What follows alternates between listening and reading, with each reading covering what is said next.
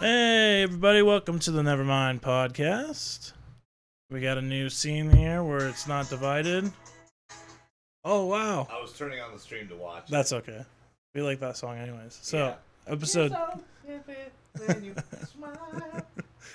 episode 10. Wow, I am short.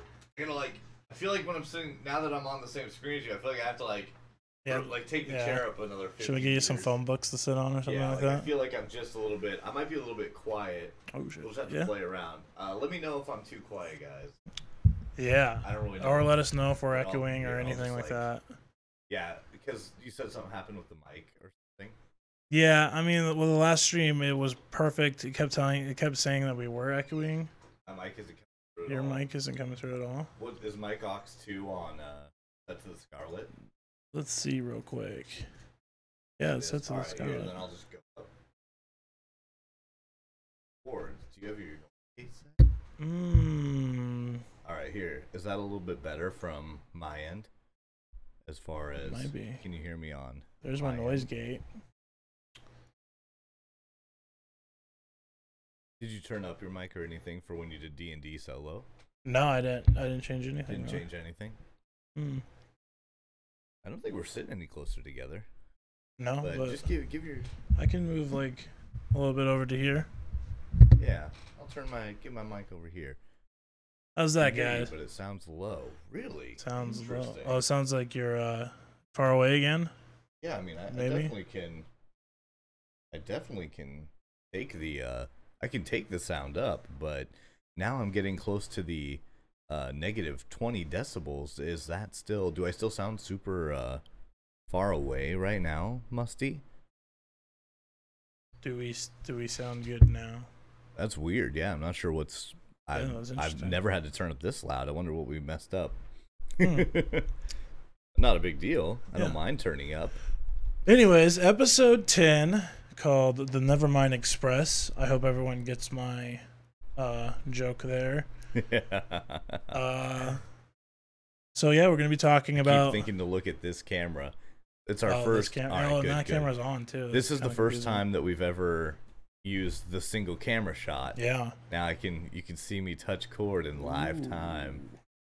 But because of that, I keep looking at the camera that's usually mine. Camera 2. But I gotta focus over on you, camera 1. Okay, let me try to get this just so it's like there. Now it's not so distracting, right? Yeah, maybe not. It's just like it's funny. You get used to looking like at where you're supposed to, like where you look every time. Yeah. I keep trying to look over at this little corner, but you're right there, you beautiful motherfuckers. The DSLR. Yes. We're working with the DSLR. Might still have a shut off or two, but I think setting our timer on our phones and going to reset the focus will keep it on. So hopefully we keep up on that. Caffeine. But today we're talking about legalization of marijuana. One of the big, hard-hitting questions I think it's time to bring to our people. What do you think? I'm ready for it. I'm so ready. Yeah? Drugs are bad. Anti-drug all the way. You're I'm kidding. That doesn't even sound I was like, whoa, wait, hold on. Wait, I had a different idea of how your view was going to be. Yeah, the invisible can back in live action. Yeah, I even had an invisible can on Dungeons and Dragons. I saw that. I had I couldn't watch your stream the same way I normally would because of the whole Dead Zone mix up. Yeah, that's definitely that. No, misplaced remote over here. So I was window capping everything but like half of one screen. I was because Chrome shuts down, so I'm gonna try and change that. Maybe try Firefox or something, or God forbid, window like fucking Edge or whatever they now call Internet Explorer. A lot of your viewers, I think, in the chat were saying that they're like, Cord must be bored because he's just like he keeps making faces and moving around and shit. Yeah. And then towards the end, I was getting tired, and they're like, "You need an energy drink." Well, oh my God, Musty says, "I used to take drugs. I still do, but I used to." I used to do more than I do now. Yeah, I'll try not to. I don't want to name any names, places, but I've not got a huge repertoire of overall drug usage. I've used marijuana. I've been around cocaine, but never did it. Because, never did cocaine? No, it was not really my. My nose, most of I cannot barely breathe, so it just wasn't for me because I didn't want to risk messing up my nose worse. Yeah, that's funny because like during the when we were setting up our characters, I was talking with Fluffy, who's now before you shout. Yeah. And he and I both suffer from allergies that like dry out the inside of your nose. Yeah. And I get the inside of my nose cracks a lot, and I get nosebleeds a lot. Mm-hmm. So I'm sure it's gonna happen sometime on stream where I'll just get a bloody nose. It happened once before down your face, right before stream or something. So that very reason is why I've strayed away from cocaine. Nothing that goes in my nose, preferably. But I've tried a few opiates like a little bit of oxy, a little bit of hydro, things like those. But no, I don't. I'm not a huge drug user. It's never been my overall go-to. Like, it's never been something I really did because I just didn't really.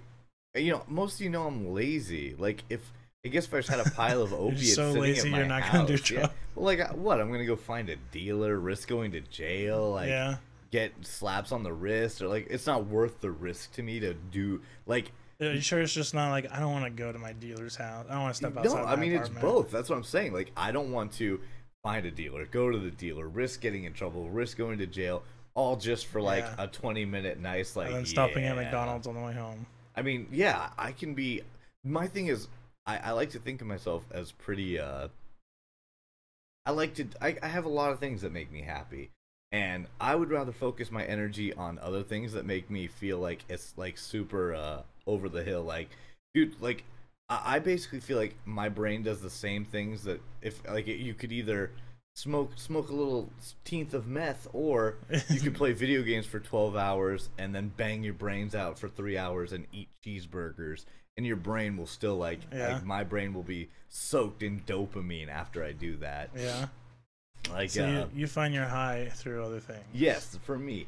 But that's not to say that I didn't enjoy doing a bit of marijuana. Like, I mean, like, just for the experience, right? Like, well, we used to go to Colorado pretty often, and it's after the legalization there. Yeah, and that's where both my grandparents have their ashes scattered. We went up there for both. My grandma, our matriarch, led us up there to spread my grandfather's ashes, and then when she passed away about a year and a half later, we went back up to scatter her ashes there. Yeah. No, like I did copious amounts of marijuana.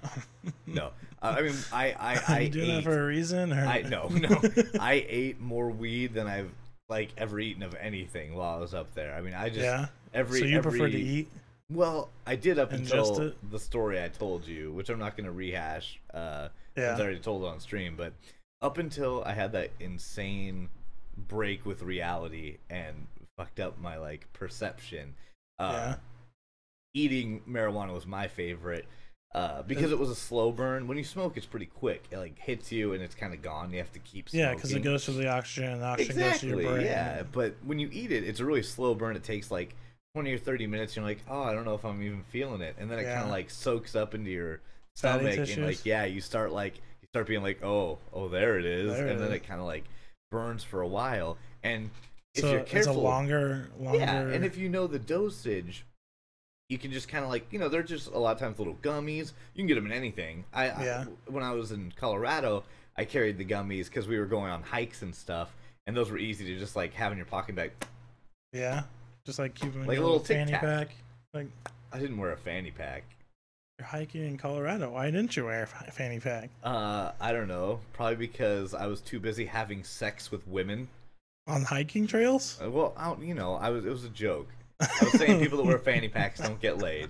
I think they're coming back, aren't they? Fanny packs? No, they actually are. Yeah, I think a lot of people are like, wait, this is actually kind of useful. No, the fanny packs are making a comeback. In fact, I just saw on Cal watches Project Runway all the time, and there was a whole like finale based on like a girl using like fanny packs in the design, and she was like a runner-up.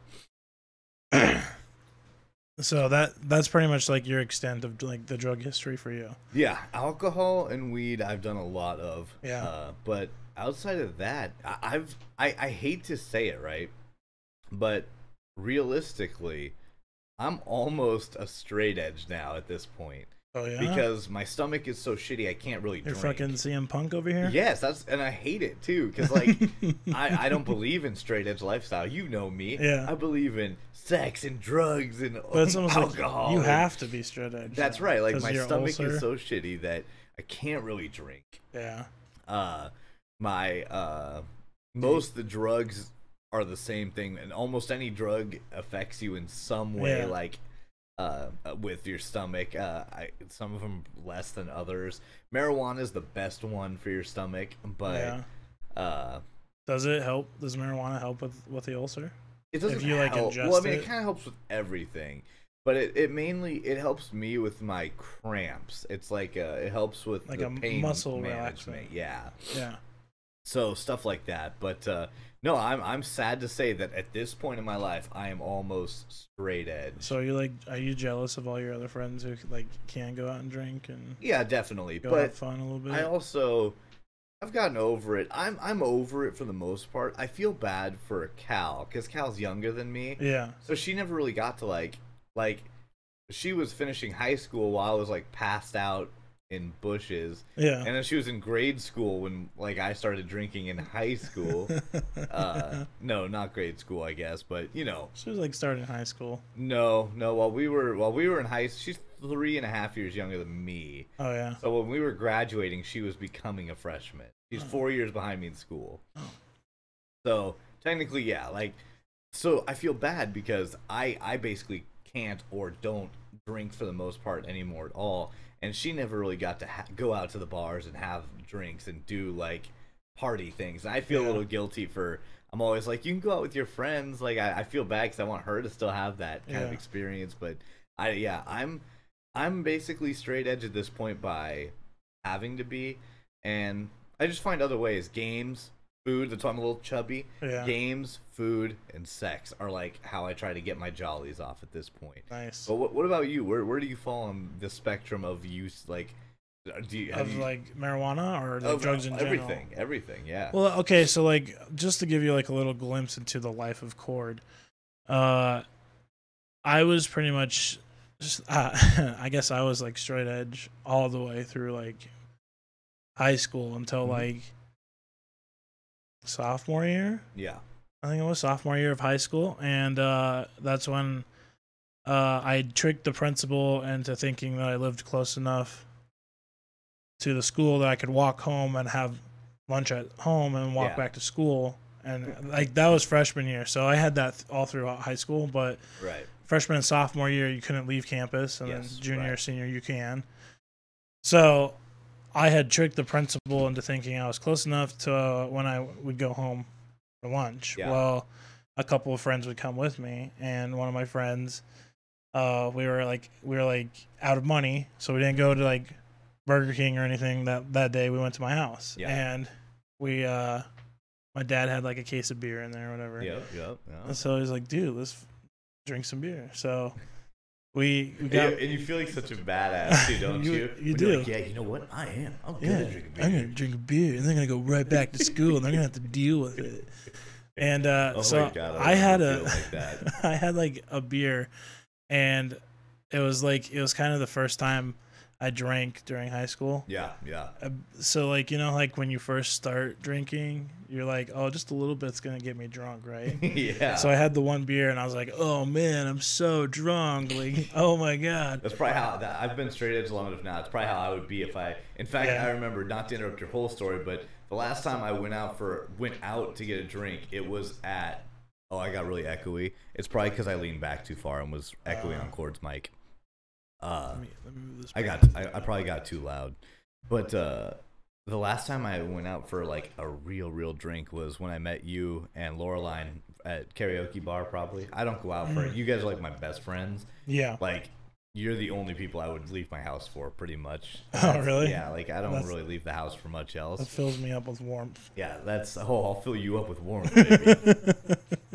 But that was the last time I really went out, and I'm pretty sure I had 2 rum and cokes and a Jaeger shot, or 2 rum and cokes and 2 Jaeger shots. I can't quite remember. Did we have Jaeger shots? We had at least 1 Jaeger shot. I feel like I tricked somebody into having a birthday cake shot too. I don't know. That wasn't me, but I drank at least. I actually think what I think happened is, didn't we order 4 shots and somebody else wouldn't do them, and we had to drink 2? Yeah. Was that a thing? Not Laureline. Kahaya's friend wasn't drinking, I guess. Yeah, and then Cal was like, I don't want that either because she doesn't like Jaeger. So we both had 2 shots. So I drank 4 drinks. I mean, it's a modest amount. But at 4 drinks, I was like, I mean, you used to hang out with me. I used to drink bottles of vodka, just laying around the floor. Just like we would buy bottles and bottles.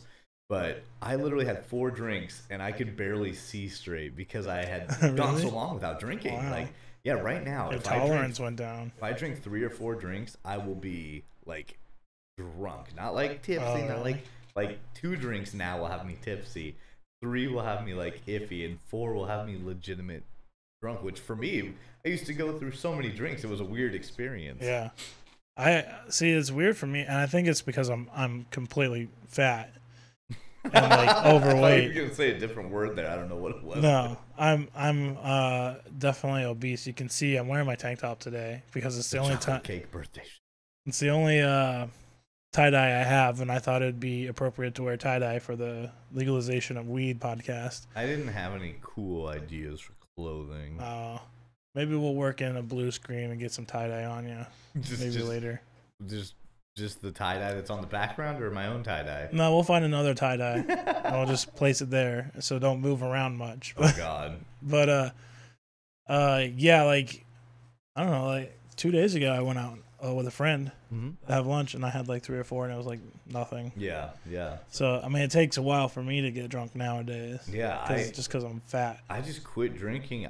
Although I'm chubbier now than I was then, so maybe I could hit the 4 drinks, but yeah. I don't know, man. I've just been, my tolerance is nil, just absolute nothingness. But that was pretty much like the beginning of my like drinking. Yeah. Which isn't very much, and nowadays like I only drink once a month. Yeah. And it's usually I don't really go ham anymore. I just have like a couple drinks with friends and then go home. But my brother though, he has a alcohol allergy. So if he drinks alcohol, his blood like thickens. Interesting. And one time he had like, I can't remember how much vodka he had, but he had like a lot. And when we went he was in the ER, and like they couldn't get the blood to come out right away. It was like chocolate pudding. Oof. And so they had to like put thinners in him and shit, or he was gonna like fucking die. But thank God it worked. But he was a big stoner. And really quick, let me read what Musty's saying. Yeah, it's a great story. This is, just to be clear, what Musty is saying is stories that we're hearing from all over the world. Oh yeah. And it's a really important thing. So weed is the drug of choice, but due to how illegal it is over here, I have to make do with CBD. It got me off opiates. Oil. It's like cannabis oil or something. It's right? It's not the. I can't remember what it stands for. It's not the one that gets you high. It's the one that mellows you out. Yeah, it's like, it also is like a medical form or something. Yeah. Got me off the opiates, so 52 painkillers a day to nothing takes to a plant. Yeah, so like, yeah, I mean, literally, you could look at that. That essentially reset Musty's life in a way. I mean, oh yeah, going from 52 opiates a day to being able to hopefully fully function with the use of natural herbs. I mean, what a jump. And I'm not a homeopath. I'm all for like drugs to fix things to some degree, but not only when it needs. When you need to. When you need it, and if it does that job. Yeah, when I say I'm not into homeopathic, what I mean is I'm not into the kind of people that do things like be like, whoa, man, you don't need to take your blood pressure medication. You can just eat these roots and your blood pressure will plummet. Like, and you're just like, that's not like how it works, like to that degree. But yeah, when with Musty, what he's saying, I mean, that's a huge upgrade for your life. I mean, if you're barely functioning or not functioning, as he's saying, on opiates, I mean, because the effects are terrible too. They're just terrible for your body. and then to be able to move over to just a plant or an oil and have that assist with your pain, assist with the mental strife and all that. That's like it's just a really interesting thing, and we're definitely going to talk some about that once we get past the initial introduction. But before we get into that, finish your story. So yeah, that's your alcohol experience. What's been your experience with other substances? So like my brother, he was a big stoner, and which my brother is Killer Cody, if anybody wanted to know. So when he's in the chat room, he's usually one giving me shit. But anyways, he was a huge stoner back in the day, and he would like, against my knowledge, I lived in the attic, and there's like half the attic was walled off, and that was kind of like the storage part, right? And then the other part was my bedroom. Yeah. Well, I didn't know this, but he would sneak up into my room and go into the storage part, and he had like created this like little room back there. He put out out of boxes and shit. Like what he did was he disguised it so when you open the door, it just looked like there's a bunch of boxes and like shit that was in storage. Right. But if you moved this one box that was empty, it like changed the other like back half of it into like a little room, and he had like an oriental rug spread out. Oh my god. He had a recliner where he took the legs off basically, so the recliner was just sitting on the bottom of the seat basically. Yeah, yeah. And then he had like a little shelf, he had a little candle back there, and him and his friends would go up there and get high. Yep. And in my fucking room. And I didn't know this until like one day he like showed up, and his friend ghosted him on coming over and getting high. Yeah. And he's like, "Well, I got this weed. Do you want to smoke some with me?" And I was like, "All right, sure, I'll try it. You know, get a little close with my brother, figure out what's going on with him." And he's like, "Okay, follow me." And I'm like, "Why are we going to my room?" And he's like, "Just follow me, dude." I wish that he would just like crawl under your bed or something. Yeah. Just slides under there or something. Yeah. He's like, "Just follow me, dude." I was like, "Okay." And he opens the door to the storage part, and I'm like, "Where the fuck are we going? Like, are we going to Narnia or something?" And he's like, "Just chill." And he moves the one box, and I'm like, "What the fuck?" Like, I see the recliner, the oriental lit rug. There's like a little candle stand and a little shelf for like cups and shit. Oh my god. And he's like, "This is my stoner room." And I was like, "What?" And we went back there, and there's a vent. It's like an exhaust vent that's supposed to like circulate air through there, like out through the roof of the house. Yes, yeah. And he made this like makeshift toilet paper roll with dryer lint stuffed into it. Yeah, I've seen that. So he would take a drag off a joint, and then he'd blow the smoke through that. Yeah. So and then out the vent to the outside. So this whole time, I had never known that he was smoking weed up there because he was just blowing it basically outside through dryer vents. Druggies are the craftiest. They are the craftiest. And so yeah, like I smoked a joint with him, and I had like the worst coughs ever, and this weird burning sensation in my throat. I get those if I smoke. Yeah. But like after smoking the joint and like going through my coughing session, like all of a sudden it just hit me like a ton of bricks, and everything was hilarious. I was instantly light as air. I couldn't like I did a lot of indica, which is the opposite. So like for me, I would always do the one that was like after it hit me like a ton of bricks, I would feel like my arms couldn't move. I would just be like, like I couldn't get up and do stuff. But then he was like, "Dude, we should go get some oatmeal cream pies." I'm like, "Oh my god, I love oatmeal cream pies." I was like, "Yeah, where are we gonna get some oatmeal cream pies?" He's like, "You're gonna drive us to the store, and we're gonna get them." I'm like, "I'm high right now. I can't drive." He's like, "Please, you're fine. You can do it." Oh my god. We drove to the Family Dollar Tree, which was like down on 70th and Adams, which was like 4 blocks away from my house. Yeah. And like as soon as I stepped outside, I was just paranoid the whole time. It feels like everyone knows that you've. Everyone knows I'm high. Everyone can see I'm high, and every white car was a police officer ready to pull me over. But we made it to the Dollar Tree. We got the oatmeal cream pies. We went home. We ate them, and then I passed out on like the middle of my floor in my bedroom. And he thought it'd be hilarious to take every candle in the house and make a circle around me and light them. Oh my god. And then just leave the house. So then my mom shows up and she's like, "What the fuck are you doing?" I'm like, I wake up and I'm like, "What the fuck's going on?" She's like, "Are you trying to burn the house down?"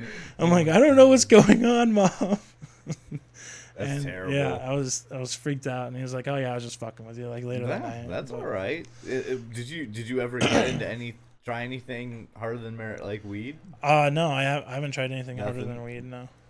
You took pain pills? You ever had surgery or anything? No. Never had an opioid? Never had pain pills or opioids. Stay away from them. Those feel real good. Do they? They're just absolutely terrible for you. No, I'm actually I hate. You can ask Laureline. I hate taking pills. Yeah. I even hate taking over the counter. Mm-hmm. Like sometimes you just have to, like if you're that sick. But I hate doing it. Yeah, I'm not a huge pill fan either. Yeah, but so that's pretty much like my drug history. So we're pretty clean compared to a lot of people. Yeah, well, because a lot I of had people friends know, that did cocaine. I had friends that did opiates. So do I. Yeah. So like I guess we came out pretty straight edge for the most part. For the most part, yeah, we were CM punking it. Yeah, CM punked it straight into being like respectable members of society, I guess. Yeah. So, what are I'm assuming you want to go ahead with the legalization of marijuana. Yeah, I do. I also think we should string up anti-vaxxers by their necks in town square. Oh yeah. I believe that I read that before while we were in the middle of talking. Oh. And not this lady that she's talking about, who is not technically an anti-vaxxer, but I think I would love to have a whole podcast about anti-vaxxing one day, just so that I'm wondering how many times I can fit like anti-vaxxing lynch mobs into the story, like like over the course of like I just want to beat up every anti-vaxxer I run into. Yeah. It's the only thing that basically makes me angry enough to want to do something about. Really? Yeah. You want to physically harm somebody. Yeah, and because they're trying to physically harm us. That's like they think they're only like not vaccinating themselves, but that's dangerous for all of us. Yeah. I'm not trying to die in a plague, yo. Yeah. Because some white suburban housewife doesn't want to vaccinate her kids. Is it usually white suburban housewives? Yeah, it's always like new. I mean, it's not always, but a lot of times it's new age, up and coming, younger. I always think it's like some chick who watched a BuzzFeed or something. That too, probably. But it's like, oh, BuzzFeed told me this is wrong. Isn't BuzzFeed number one's like their number one thing, young single mothers or something? Yeah, you mean like their demographic is usually white suburban women? Is pretty much white suburban women. So we're both pretty right much there. Yeah. But yeah, like that shit. I'm up there with you too. I hate people who don't vaccinate their kids. Yeah. But I don't know if I would like lynch them all in like a public setting. And then they like Musty's right. Like there's been so many like kids that died doing it, and then their parents just like don't get in trouble for that. Because... Wasn't there? I think there was like a school. I can't remember where it was, but there was just like a school or a high school in America where all the kids were coming down with. Probably like measles. A disease or like it was probably measles. But it was like something so that was infectious. Easily avoidable. Yeah, but mumps too. But mumps is for like really a lot of the small kids weren't usually. Vaccinated. Yeah, the measles is so like dangerous because it's so it usually you can get better from it, but when you don't, it's really bad and it spreads like absolute wildfire because it's airborne. It can hold in the air. Yeah. And for those of you that are familiar with pathogens, airborne being the most dangerous.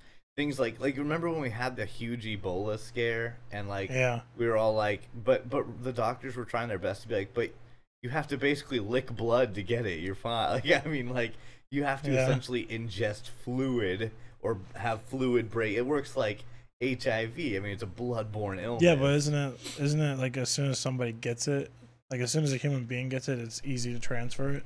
It's easy to transfer. Otherwise, why did we? Well, like all the doctors were getting sick. All the doctors, and they were quarantining themselves. Yes, because they were, coming into contact with blood and fluids.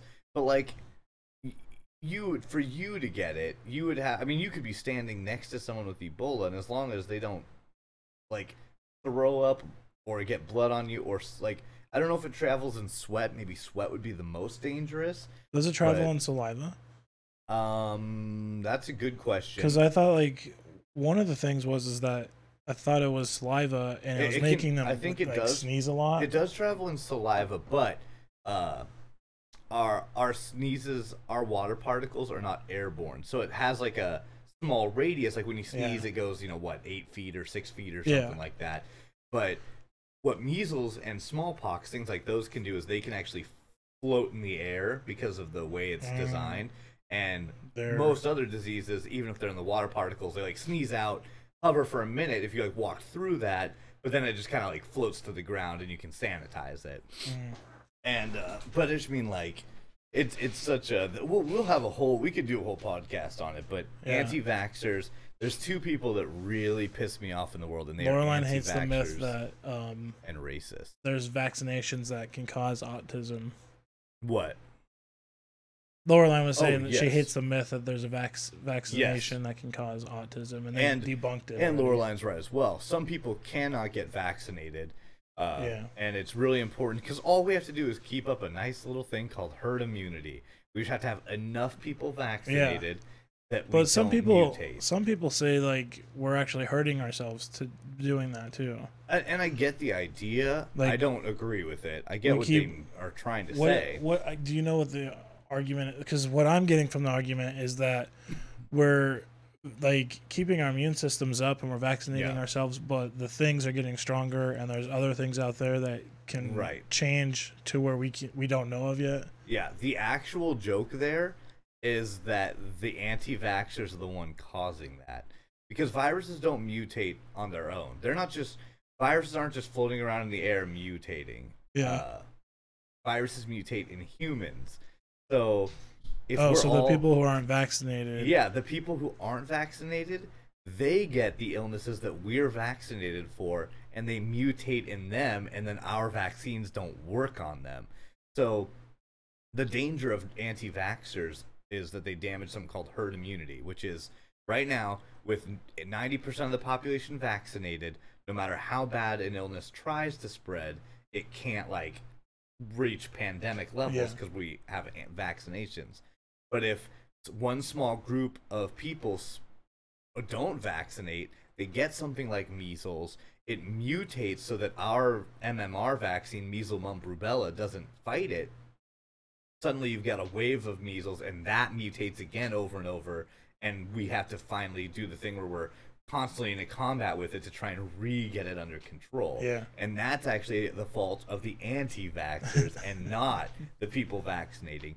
Their argument that you're talking about is that we should leave everything to nature. Our bodies are meant to fight disease. Let them fight disease. Yeah, well, I mean, like the way the immune system works is as soon as we catch it, like our immune system goes, okay, this is what we got. Now we know how to defend ourselves from it next time. Yeah, but we're all biased, right? Because I mean, if you're a dad, if your kid were sick if your kid like had any chance of dying from an illness, you would do whatever it took to keep that illness out of your kid. Yeah, and that's like anti-vaxxers. That's what's so psychotic, is that they're letting their kids get deadly infections because they want to stay natural. Yeah, but I think there's a lot of anti-vax vaccinators out there who believe that they themselves can protect their kids from it. Yeah, and like the vaccines are like not good for them or whatever. Or it's not natural, or they give them autism or something. But they think themselves and disowned from the community. They think themselves that they can protect their kids from fucking measles or whatever. But anyways, that's a whole nother episode. We could do a whole episode on that. We're talking about legalization of marijuana. So you asked me if I was pro legalization. You're pro. I am. I have signed many petitions. It's really important. Have you seen the guys standing outside of Walgreens? I've signed it for them. I've signed it. I have literally like gone outside of my like route to my destination.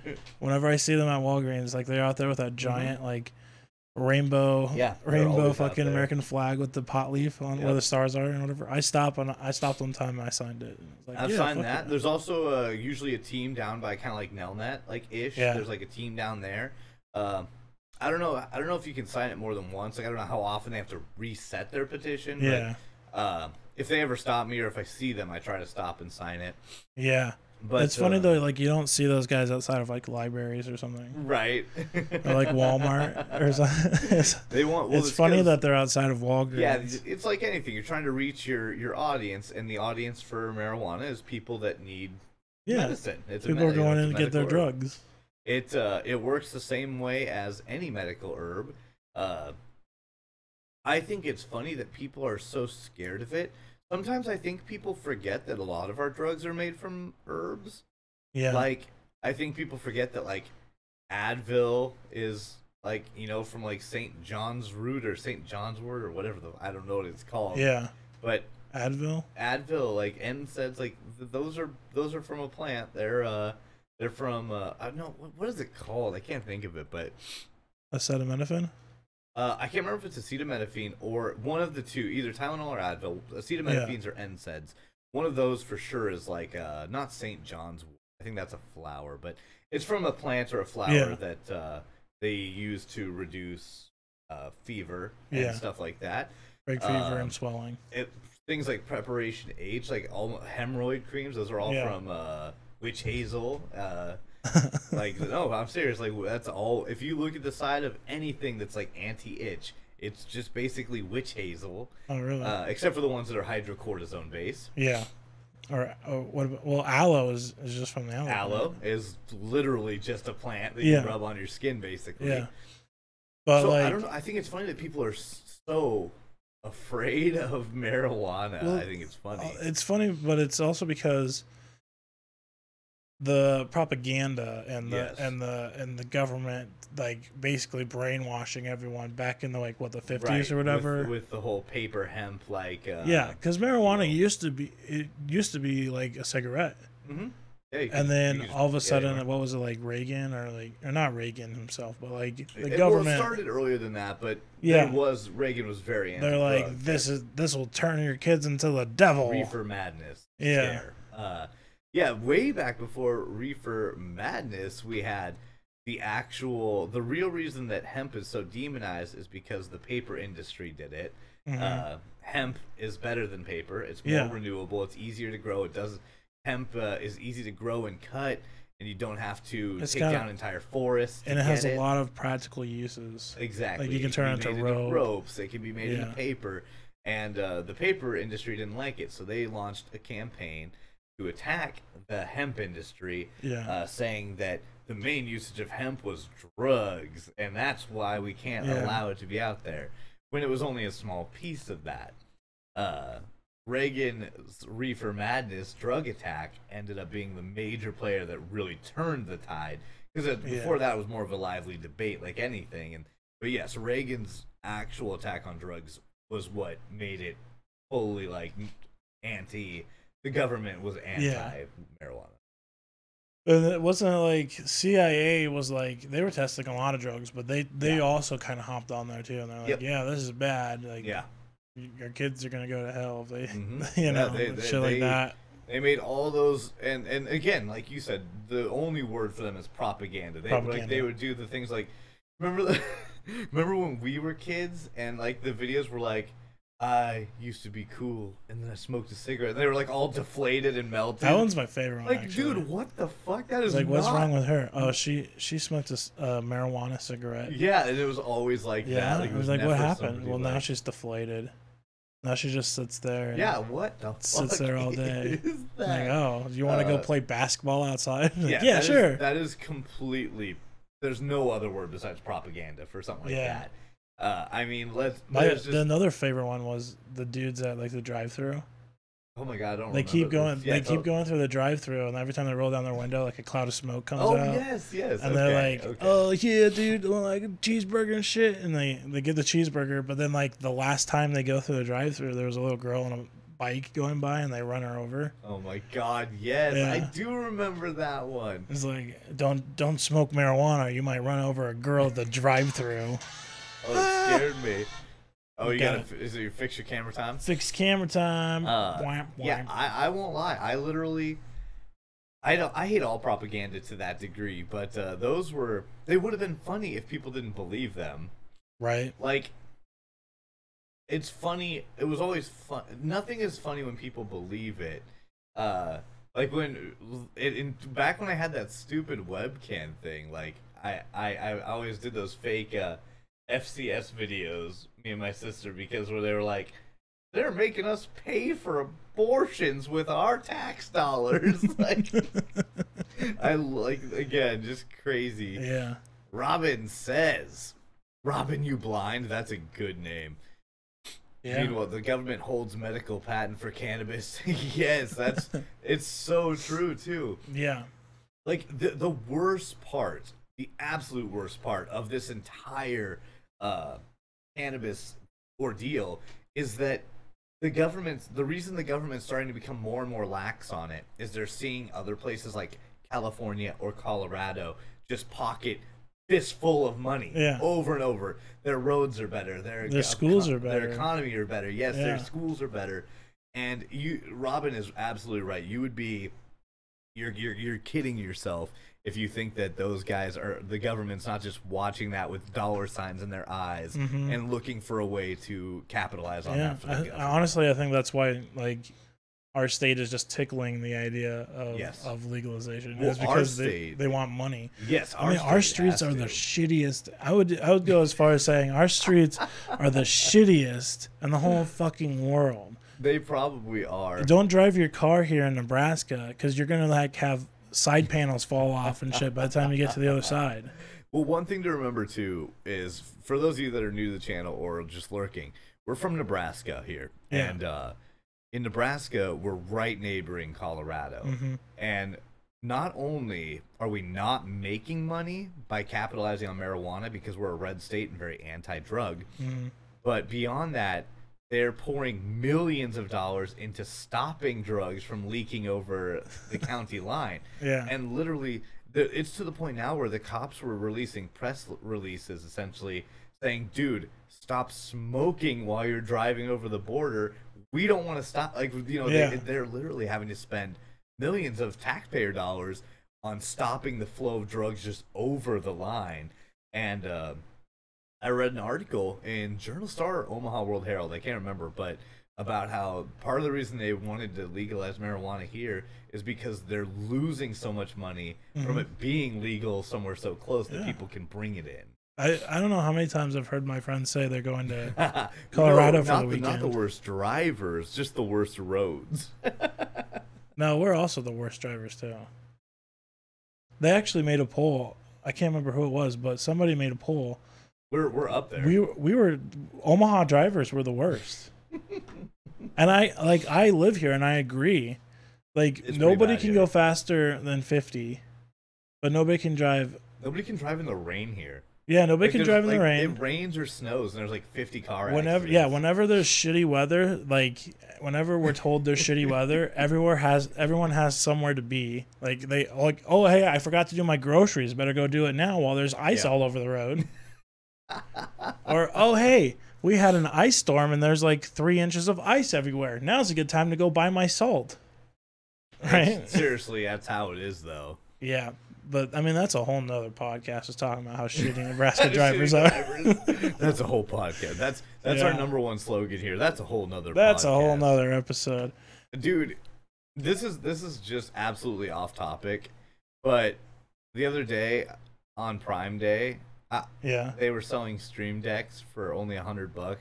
I was so sad that I was so poor. Elgato? On Amazon, the Elgato Stream Deck. I saw that, and I was really I really wanted it. When I saw it, I thought you were gonna buy it. I was like, I want to buy it this bad, and I'm like, Cord has even slightly worse impulse control than me. He's probably gonna buy it. Not slightly worse. Like mine is completely worse. You've been trying to buy a soundboard for as long as I've known you. Because I want to do those like hilarious sound clips. That's like a miniature soundboard. I thought you were gonna buy you can assign it. You can even assign like it has like a little digital screens in stuff. it. You can, like, I don't have one, but I just use a keyboard command. But it's for like you can like. I couldn't believe you didn't buy it. I should get one of that. All right, I really wanted to, but I was out of money. Oh, he's got the Stream Deck. Oh, I wish I. Musty Bruce got the Stream Deck. I couldn't afford it. Doesn't he also have the? You have an iPad? I don't have an iPad. Nah, we don't have iPads. In fact, during BBG, I bought a mini iPad just for that. Yeah, I don't buy. And they sent me some guy's Samsung phone. Oh my god! And I had to send it back, and then like he just gave me my money back. I'm like, no, I wanted the iPad. What the fuck? That's just absolutely terrible. Yeah. All right, back to our main topic though. I couldn't believe you didn't buy it because I was almost like if I had 100 in my account, I would have bought it. Yeah, if I wasn't moving and was so low on money, I would have. But yeah, so you're for legalization. I'm for legalization. What extent of legalization are you wanting? Are you wanting like recreational, or you just want medical? I'm full recreational. Like I'm full range. Like I think we should do recreational and the whole 9 yards on the medical, because I mean, here's the thing. Like now that it's illegal, these people have studied it and figured out ways to, I don't even know what to call it, but like engineer it into better things. And they figured out how to make plants that get you super fucking high out of your mind, and then they made plants that make you mellow. They made plants that just take pain away. Yeah. You know, they made plants that like everything musty, where they help out with shit and take over so you don't have to take 100 painkillers every morning. You know. Yeah. And some of them are just body enhancement to some degree. When I was in Colorado, I didn't try it because I at the time I just like popping the little gummy bears occasionally. Yeah. But when I was in Colorado, they had a special version for hikers that were just transdermal patches, and if you wanted to just feel good and like perform better while you hiked, you would just like find like a vein and you would just put a transdermal patch on, and over the next like 4 to 6 hours it would just kind of leak THC into your bloodstream, so it would work like really a nicotine slowly patch. And it would just for the next 4 to 6 hours you just felt like kind of nice while you were just like walking around, like you could go on a hike. Hiking that trail isn't such of a drag. Sometimes if you're like hiking, like hardcore hiking, you don't want to smoke. No matter how, even if you're smoking a natural plant, it's still putting something in your lungs. Yeah, you're still putting some form of carbon, smoke and carbon in your lungs. So this was like an alternative where you could put it on, into your bloodstream and get that good feeling, but also still be doing something like climbing, like rock climbing and stuff, without getting disoriented. And so like there's all sorts of really interesting uses. I think it's interesting how a lot of bodybuilders like to, even bodybuilders will like smoke a joint after their workout, and they claim that it helps maintain protein. Yeah, it's something about metabolic stuff. I don't know that sort of like deep science behind it. It's just amazing. It amazes me that we've made this giant scare campaign. Yeah. But this like one plant has pretty much like can help a lot of our problems. Yeah, it can. Like it can be used for rope, paper. It can be used for oils, lotions. Just a bunch of material. You can get materials from the plant. You can get your highs. You can get your goofy feelings. Yep. But you can also get your medical problems helped, or even in some cases cured. It's just it's an amazing miracle plant, and it is, and that's actually the funny part is that it's just so normal, it's so unthreatening that it's so weird that we've chosen to demonize it so to that degree. It's really good though, because it really shows you what propaganda is capable of, because we haven't seen a lot of propaganda in our time. We were born after a lot of things, like we didn't see World War II, we didn't see Vietnam. We were born into peacetime. Exactly. And then we went into wartime. We did see a little bit of propaganda with 9/11, and the scare. Everyone was afraid of anybody and anything that came out of the Middle East, any product, any person, anybody wearing a towel on their head. If it was like just anyone that had any sort of like, people were, and it was to the point where like that's how you know it's propaganda, because people were doing things like being afraid of Sikhs, like that.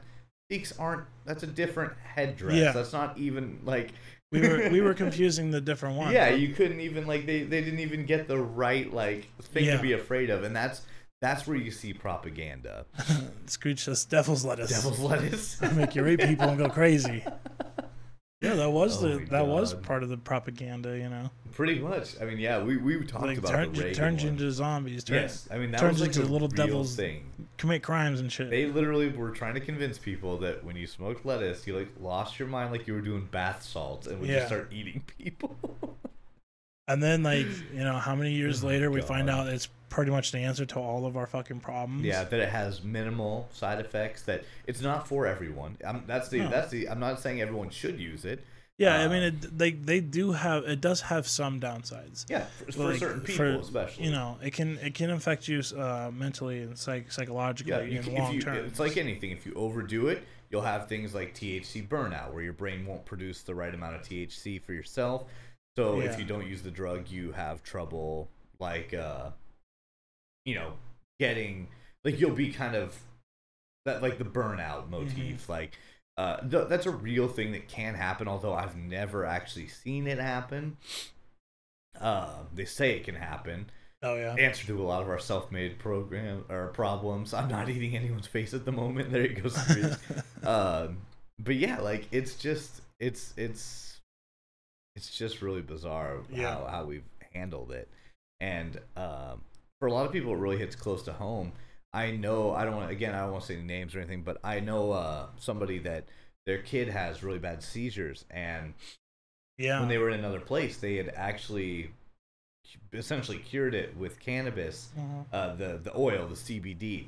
Yeah. And when they tried to get a prescription for it here, it got denied, and they were not allowed to have it here. And now they have to use another medication or move. And they were literally looking at moving because here they can only get the medications that weren't really working. Yeah. And the cannabis oil was working for weeks and months on end while they were testing the treatments. There's a famous I'm just eating Oreos and milk. There's a famous court case that was actually, like, it was videotaped too, where this guy, he was the sheriff of his town, and his kid, I think, had like some kind of cancer or something, and all the medications either were way too expensive, they couldn't afford it, or they were pretty much going to kill the kid, like leukemia and shit like that. Right. And he decided that he was going to go against everything he was ever trained. He was going to go against everything that he grew up hearing about cannabis, and he basically put his job on the line and went out and sought somebody who can get him the oils. Right. And he's like, my kid was having seizures left and right because it was basically like a cancerous tumor or whatever on the brain. Yeah. It was causing too much pressure, and he would have seizures. Must have said that kid has a strain named after him. This kid, epileptics.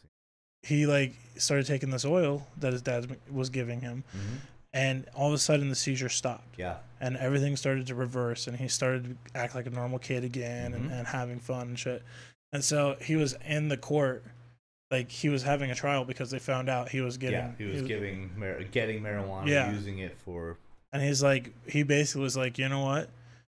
I did go against all my training and everything I've ever been taught and all that stuff, but it helped my fucking kid. Yeah. My kid's not getting high off of it. We're not getting high off of it. We're not selling it to anyone. The oil, the CBD, it does not get you high. It's not in that form. Right. And he's like, so, you know what? I'm sorry. I'm going to hang out my fucking sheriff's hat, but I saved my fucking kid's life. Yeah. So I think that's... I agree. Pretty powerful. And it's exciting that they have a strain named after him that they use specifically to... Yeah, Charlotte's Web. Yeah, they use to heal, help with epilepsy. And But there's a lot of stories where like kids... Right, because I literally know a guy from here that had that same story essentially. Like you would think it's popping up all over. Like it's a legitimate treatment for some forms of epilepsy. And in a lot of places it's an illegal way to treat it. Yeah.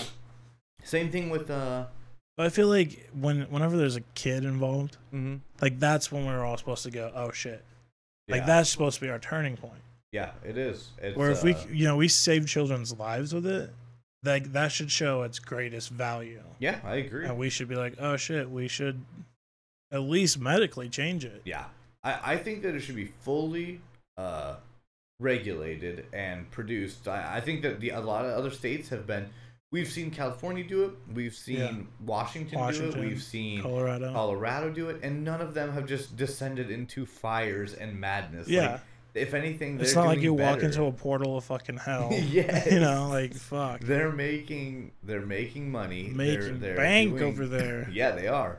They got their schools going good. Got their streets going good. Yeah. They got their taxes. Everyone's getting great fucking taxes at the end of the fucking year.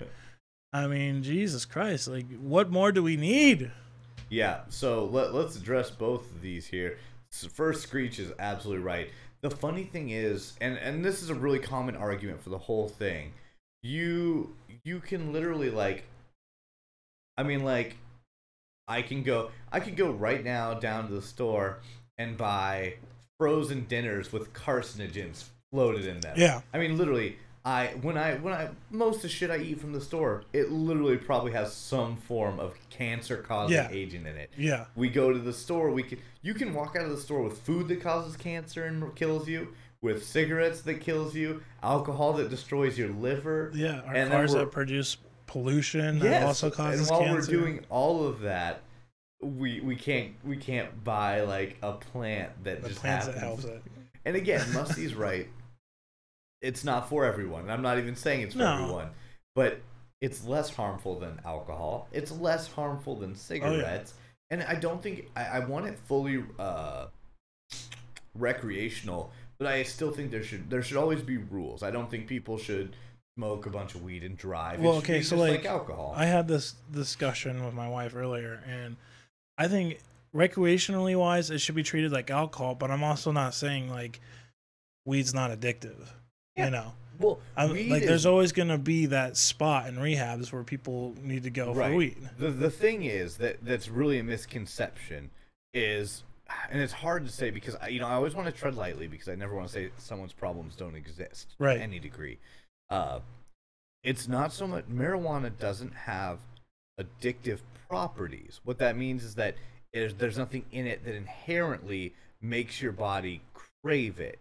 Yeah. But what happens is, like anything, humans get addicted to things that make them feel good. Yeah. So you don't get the marijuana itself is not addictive like meth, where as soon as you're done, you're like, oh, I could use some more of that. Yeah, but it's like you've smoked before by the feeling. Yeah, you don't finish a joint. And be like, you don't finish like one joint. And be like, oh man, I could really use another joint. Like that's not how it works.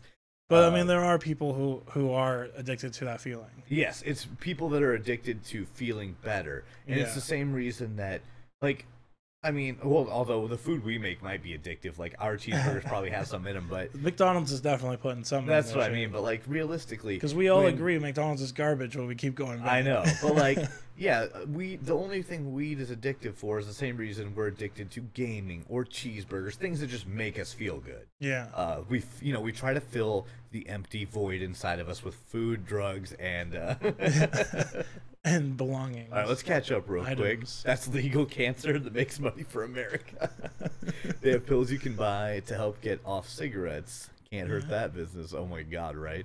Will I be cranky for a day? No appetite, sure, but we'll be fine in 2 days. Yes. Yeah. Yes, that's what I mean. It's not. Yeah, you might. It's like anything. You might be like. Although I argue that the reason you might be cranky for a day, well, first of all, you'd have no appetite because that's an appetite growing agent. That's why they use it for things like cancer. But yeah, like the being cranky part. I feel like I'd be cranky if I couldn't play video games for 2 days. I'd be cranky if I couldn't.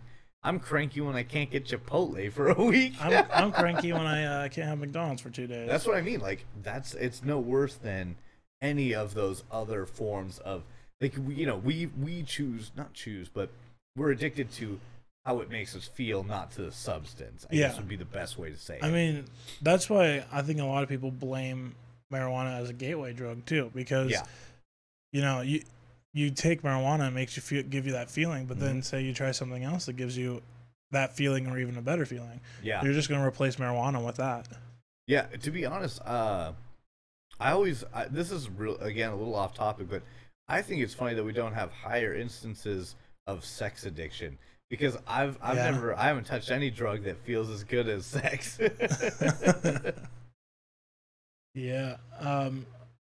Yeah. So I think get you, Screech. I think that Yeah.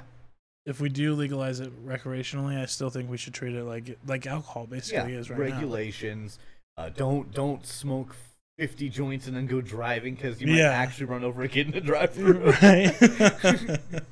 Why is this kid here at 3 o'clock in the morning? Yeah, like I mean, yeah, it's realistically, and I know that sometimes weed can't. It can still be dangerous. Have you ever greened out before? Dreamed out. Greened out. It's like blacking out from marijuana. Oh no, honestly, like the story I told you with my brother was the only time I ever had weed. Okay. I only smoked one joint in my whole life. Most of you were here, I think, with the story that I told you where I freaked out, and then we kind of all decided, Musty, Screech, you and me, we kind of all decided that basically when they make those gummies, it's just trimmings. It's like when they make bologna or hot dogs. Yeah. So probably what happened to me when I had that break, like the existential life crisis that still makes me question whether I'm real to this day. It probably just means that some asshole that was making the vat was like, all right, put in 10 drops for 1 pound. How many pounds is this? I don't know. Yeah. And I probably got a huge dose of THC, and that floods your brain and really can mess with it. Yeah. So it's not like there's not, but again, it's not like I died. Like, I've been in way more danger when I drank. That one time at the party after my big breakup, and I drank myself almost to death that night, and you assholes were teasing me about my wristband or something. Was your dick bags? I can't remember. I can't remember. I can't remember. But all I remember was you got mad and you punched your wall, and then you like fell to the floor and sat there. That sounds about right. It was embarrassing, and I was very. It was after. Just to be clear for that story, it was after I had broken up with the partner I'd been dating for 7 years. So I felt like I got to punch a wall and then fall over. Yeah. And you definitely deserved to punch that wall. Yeah. My only. I point... remember you falling to the ground, and I was like, "Hey, you want to play some Guitar Hero?" Yeah, no, I was just playing it on the ground, and I did okay. Yeah. That game was. I was too good at that game. That's how you know you're too good. I was literally laying on the floor playing like expert mode, like Rock Band, like.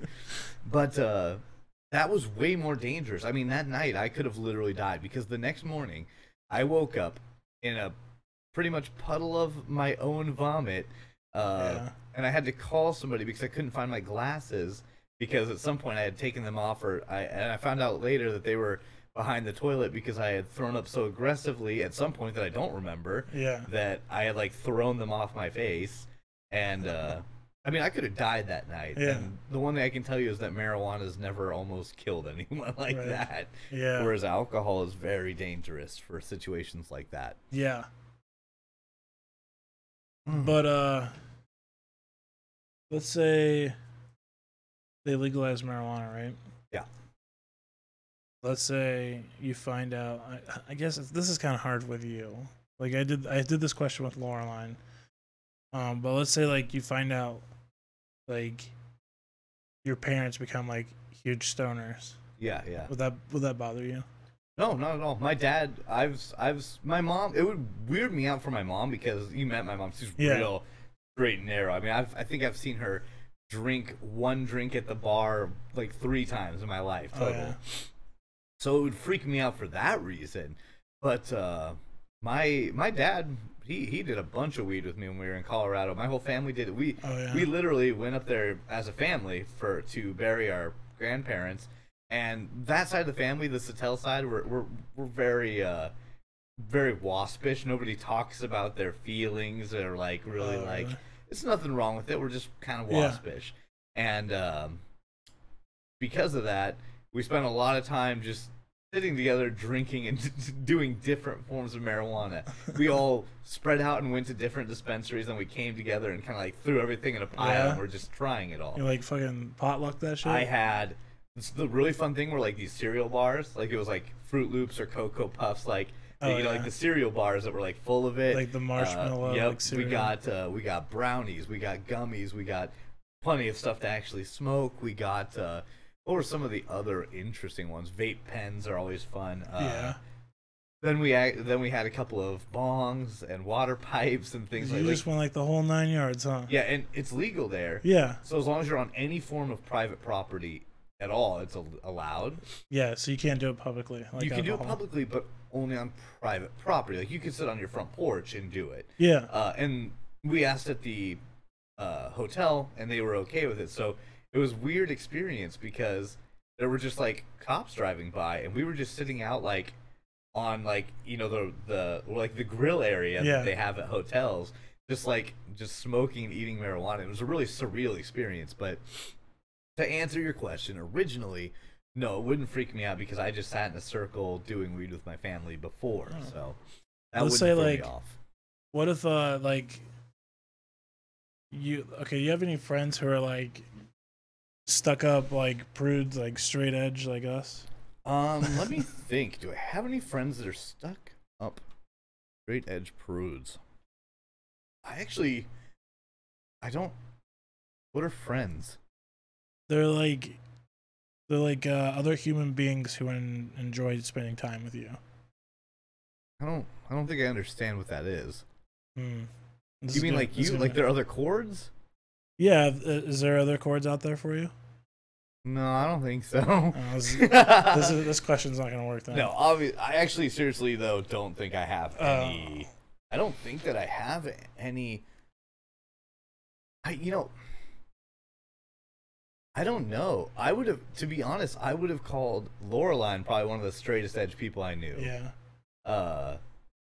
From what you never know what people have going on in their personal life. But I just think it'd be weird like seeing like some friends who are like drug free the whole time that you've known them, and all of a sudden weed is legal, and then they're like out there getting high and shit. I hung out with I hung out with crews that we were all sexual deviant, like druggy, alcoholic, like that was just who I spent my time with. See, like I've already told Laureline, like as soon as it's legal, I'm going out. How's Laureline feel about it? She says she's okay with it, but I feel like she's gonna do it. I think she'll try it. Okay. I would have picked Laureline out as probably my straightest edge friend. Yeah. I think she'll try it. Like, I mean, but I don't think she's gonna like half the time I'm just, hi Kitty. Hi kitty cat. Like it's fun talking about orgies and watching her look at me like, what the fuck is wrong with this guy? Yeah. And it's fun to talk about she's definitely like, why is he always talking about sex? Yeah, that's because, dude, my life is games, sex, food. Oh. Actually, it might just be those three things. We ran out of wax sleep on our ghost candle. That's why. Oh, great! All the ghosts are out. We're gonna have to change that out after the stream. I don't think they're out. I think they're just trapped in the crystal. My entire life is sex, games, food, and sleep. Are you gonna incorporate when weed's like legal? Are you gonna incorporate that in your sexy times? Well, we already did that a couple times. Oh, yeah? I brought it back from Colorado, and it was amazing. Oh yeah. I have a couple of I have a couple of pictures from that event. Oh. That are pretty enjoyable. That's great. Yeah, but how many gummy bears did you get? Well, you know what? I probably shouldn't have said I brought some back because that's a federal crime. But I just confessed to a federal crime live on stream. Yeah, that's true. But that's okay. And we said what we were. This is artistic. It's like when rappers rap about shooting people. Yeah. It's artistic representation. Yeah, whenever rappers rap about drugs. I shot Darnell Simmons with a long-ass gun. That Key and Peele skit. That's what it's like. Yeah, when he's admitting to the murder. I shot him. You just said you shot Darnell Simmons. Those are just lyrics, detective. Yeah. His body's in the freezer. That's exactly what it's like. They're like, we found his body in your freezer. Like, I didn't put him there. If somebody were to have brought something back, they come in tubes like this. Like little. Yeah, the gummies do at least. They come in it's like little it's test like tubes? Bigger, more like they're like this big around. Yeah. And they're like black because sunlight stays out of them. Yeah. And they're about that tall. Are they like prescription bottles? Kind of, but they're not orange. They're like black, and they're bigger. Yeah. And they just like put the rings. Aw, thank you. They just I appreciate that. They just stack the rings up, and then you can just you just open them, eat. Oh, I said rings because I eat. My favorite ones are the PTOs. I love the PTOs. It's something, you know, it's like anything when you do the edibles, each one kind of has a different taste, and certain things mix with the taste of marijuana because they do taste like marijuana. Really? Yeah, like there's some more than others, but like you're not like when you eat the gummies, they have the taste of marijuana in them because they use like marijuana oil. Yeah. So like, how does it taste? Because I've only smoked the one joint, and like from the taste of that, it was like terrible sausage, breakfast sausage. You smoked a joint that tasted like breakfast sausage? Yeah, like it had like a taste of breakfast sausage, but it was like really low grade, and it burnt the back of my throat. That makes sense. I'll if I ever get up to Colorado again, we could just it's a day trip. We could literally get the gear together and just live stream us driving to Colorado and eating marijuana. Yeah, like an IRL. Yeah, just IRL. Just stream a 24-hour stream. We drive 8 hours. We eat weed for 8 hours. We drive back for 8 hours. That's the whole stream. Yeah, that's 14-hour stream. 24-hour stream. 24-hour stream. Yep. Drive to Colorado, get weed, eat it, go crazy, drive back. 24-hour stream. That sounds awesome. What do you guys think? You guys would watch that? 24 hours. That would be the worst. I'm pretty sure that would be how like I would die. That's like bucket list shit right there. That's how I would die. That's like after we find out the news from a doctor that we're gonna die. Right. Sometimes like I forget that I'm old now. Like that I can't drive for 24 hours eating marijuana anymore. My job where I work, they constantly remind me how old I am. Hell yeah.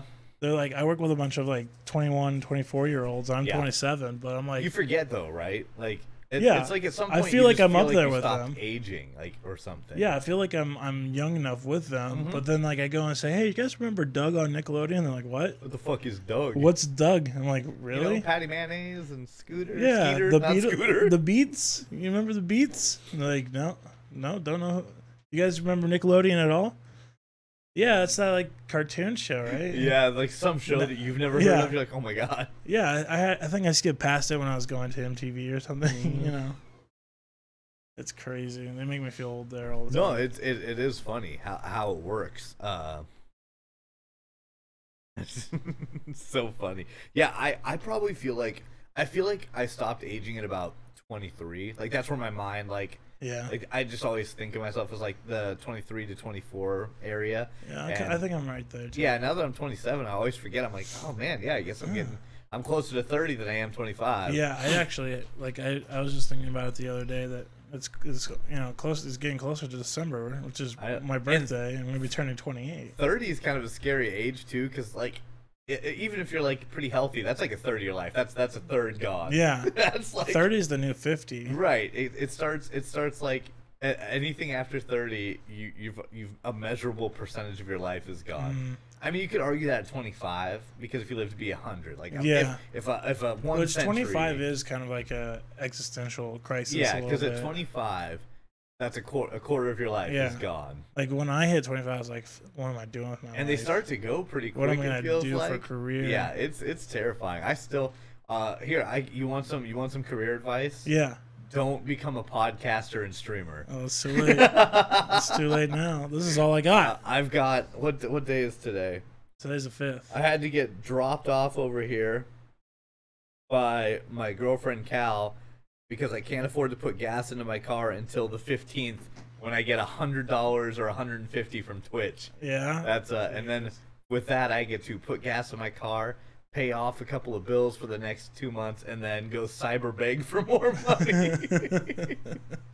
So career advice: don't do it, man. Just back away slowly. I feel like I've wasted too much time now. This is all I got, though. This is it. This is all I can do now. This is who I am now. But yeah, so I asked Laureline those questions, and I asked her about like how you would feel if you found out your parents became stoners or whatever. Yeah. And she was literally like, you know what, they need it. Yeah. you know, like my mom needs it medically, and my dad needs it to mellow the fuck out. Yeah, that'd be good. That's like, true though. Yeah, that is pretty. That's pretty accurate. Very accurate. Yeah, but if like, I don't think my dad would do it. I think my dad would be like, I think he'd just be like, nah. I'm too old. Well, I don't know. How's he doing? How's he doing with? I mean, not that you want to talk about your deep family stuff, but oh no, you'd be surprised what somebody's might want to do if they're not feeling great about their life. I think if anything, like the most extreme he would do is try it. Yeah, yeah. But I don't. That's all everyone should do. Just like at least for the experience. First of all, I believe everyone should try everything. So you think? Here's a question. What about the rest of the drugs? You think all drugs should be legal? I don't think all drugs should be legal. I think any drug that has a medical use should be legalized for sure. Yeah. I think that some should be more regulated than others. Like I think ephedra should be back on the market, which is kind of like one of the ingredients in meth. Yeah. But it's the one they use to help people lose weight and get energy. Mm-hmm. I knew a lot of people. Is that what make meth heads skinny? Yes, yeah, it's part of it, but like it's a treatment for it used to be legal enough when we were young, like when we were growing up in like the 90s, like the 90s and early aughts.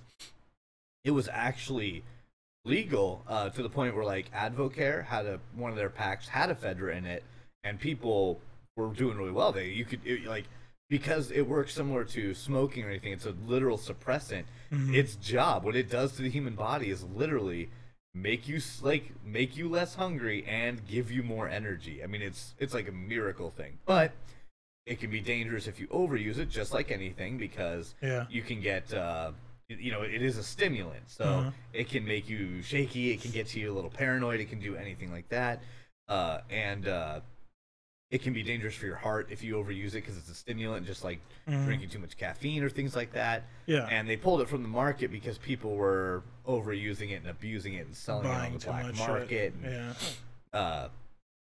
But yeah, like things like that have medical uses and can be regulated carefully, I think should be okay and legalized. But when we're talking about just feel-good drugs and drugs that are used to hurt people, things like methamphetamines or,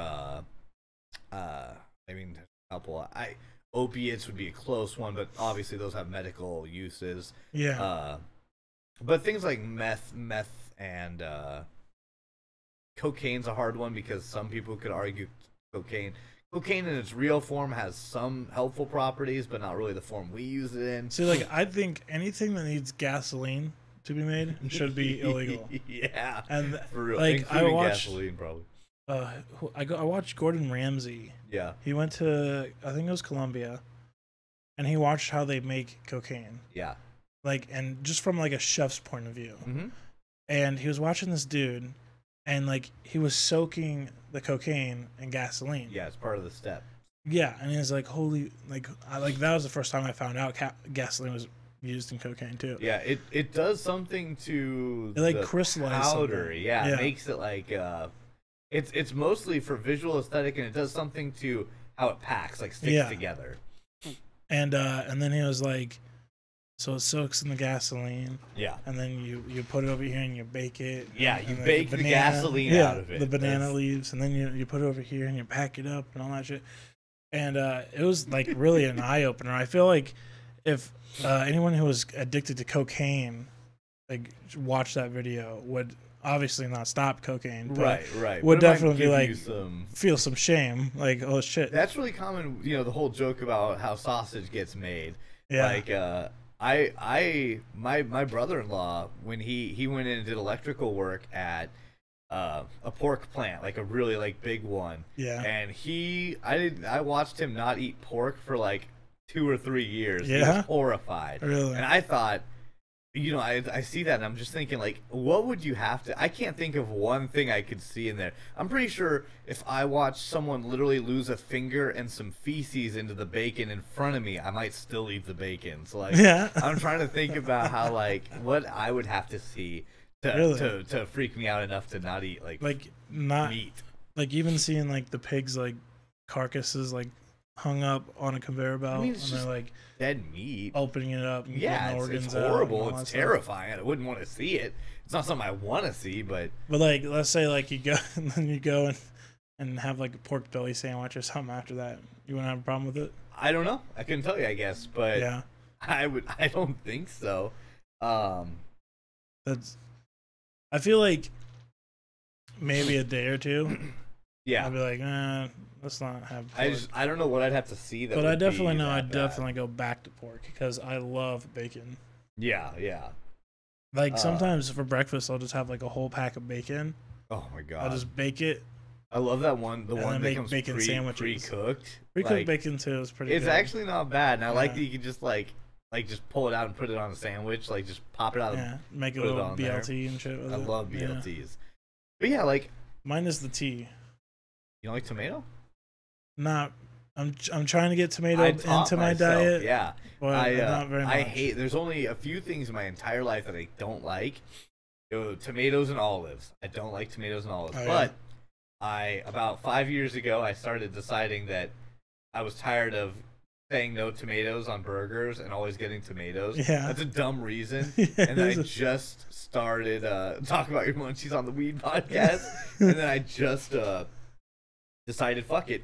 I'll just learn to eat it the same way you learn to do anything. Yeah, same And here. I just started eating tomatoes kind of on everything and being like grossed out by it until I finally was like, oh, that's not so bad. Now I like tomatoes. I was tired of saying no tomatoes and sour cream. Yeah. Because those are my two like no's. I'll have everything sour else. cream, huh? Not that's very like much. Cal's. I'm pretty sure if Cal made a food pyramid, sour cream would be one of the groups. I mean, she loves the stuff. I'm trying my hardest. Like I'm obviously leaving. Like today we had Taco John's and I left sour cream and tomatoes in. Sour cream's a weird thing though. Like I mean, it is literally like some sort of weird yogurty mayonnaise that tastes like sour to the tongue. I mean, it is kind of, in your defense, it's a weird ingredient. To me, it just seems out of place. Like when it's on a burrito or a taco. I like it a lot, but I like them spicy. You know? I like them spicy too. That's actually my favorite part. I like the mixture of the sour cream cooling and the spiciness together. Like my favorite thing to do, my favorite part of like a Chipotle burrito is the sour cream and the spicy salsa mixing together over the food with like I also get pico. So like on top it's like cheese and sour cream over pico and spicy, and all that mixes and gets into the meat, and oh my god. See, like when I go to Chipotle, I skip the sour cream. I get the corn salsa. Mm-hmm. I like the corn salsa. I love the corn salsa. I just love the spicy. I love the spicy salsa. Yeah, they have a great spicy salsa. I know NiXiT will read more into it, but thick and creamy is the way to go. Let's talk about sex. Let's talk about sex, baby. Let's talk about you and me. Yeah. So let's talk about legalization of sour cream and tomatoes. Let's talk about sex. No, let's talk about sex, dude. But seriously, I would have a whole. I would have to check. So I'm always reading the terms of service to figure out. But I would totally have a sexuality podcast. Like I would definitely do that. Yeah, I really wanted to name the podcast "Sexually Frustrated Plants," female plants. That would have been fine, I think. I don't know. I feel like all they would like if there's definitely like an algorithm that looks for like shit like that, I think it would pick up on the sex part. It might sexuality. But there's a few things you're allowed to do in when you read through. Chipotle is a drug. Yes, Chipotle is a drug. Yes, it is, and it's owned by McDonald's. Even just talking about Chipotle makes me want Chipotle. Yeah. I have eaten Chipotle on days when I can't pay my bills. I mean, that's what we're talking about here. That's how you know it's dangerous. If your decisions are pay a bill, or like sometimes I'll be like, I could go buy actual groceries with this $25. For $25, I could go get enough food to last me a week. Yeah. And instead I'm like, or I could go get a Chipotle burrito and eat for 4 minutes and be hungry again. Yeah. And then I'm like, let me think about it. I'm gonna give me that Chipotle. Like, it's over. I think it's hilarious and interesting that Chipotle in like England or Musty Bruce's, like the portion sizes, like they get like really smaller burritos. Yeah, they do. Where we get like burritos the size of our frickin' faces, basically. And we did the math. We sat down and we're looking at it. Musty did. Their burritos are much smaller, and they would cost in American dollars. Like if we went over there and bought them, they're like this big, and they don't have the big one, and they'd be like $15 to $17. Really? Yeah, and like or was it 13, 15, or 17, Musty? I can't remember. Something just ridiculous that even I couldn't pay for Chipotle. Uh oh, I bumped this. There we go. According to Loreline, we're already on community guidelines thin ice because we're talking about drugs. Yeah. So one of the things that works about drugs, alcohol. First of all, they say alcohol, but streamers literally do shots for donations. That's really? like they're trying to curb it, Yeah. but that's a real thing people do. In the IRL and a lot of the I don't want to say stream sluts. That seems mean. But that's who I mean. You mean thoughts? Yeah, like Twitch thoughts. But like they literally like go on and do like tee hee hee, and they do shots for donation. Really? And illegal behavior such as admitting to a federal offense. Exactly, which I never did admit to. Creative licensing only. Yeah. We already covered ourselves on that one. But you think like if I wear this, would I get in trouble? No, absolutely not. My I don't believe so. Michael Moore hat. I don't think I think that you might get in trouble from the fashion police for wearing the Michael Moore hat. That's my director hat. But I've read the community guidelines really carefully because I believe in I both believe in having open discussions that people can learn from and hear about without feeling uncomfortable and not stepping over the line and risking being in trouble or not working with Twitch's guidelines. So for me, I've read the guidelines a lot of times. I don't know how. I haven't read the drugs and alcohol one because that's not really something I talk about. But on my channel, I talk about sex and sex-related things quite a bit. Yeah. And in the guidelines, there's a really specific subclause saying that essentially they can't really do anything about it as long as it's in an educational form.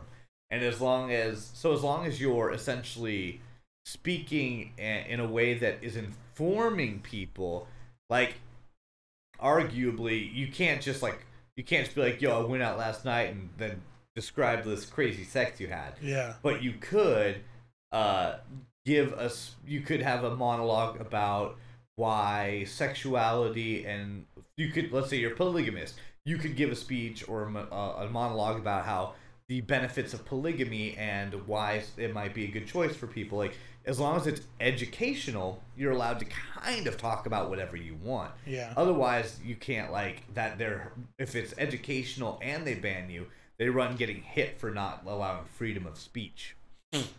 See, like this, I think this episode's educational. That's what I mean. We're talking about educational version of. Now, I don't know that that's a sexual acts and drugs. And I don't know though if the drugs and alcohol one has that same clause. I haven't read it very closely. It's not like who's it who takes care? Who's the branch of like law enforcement? DEA.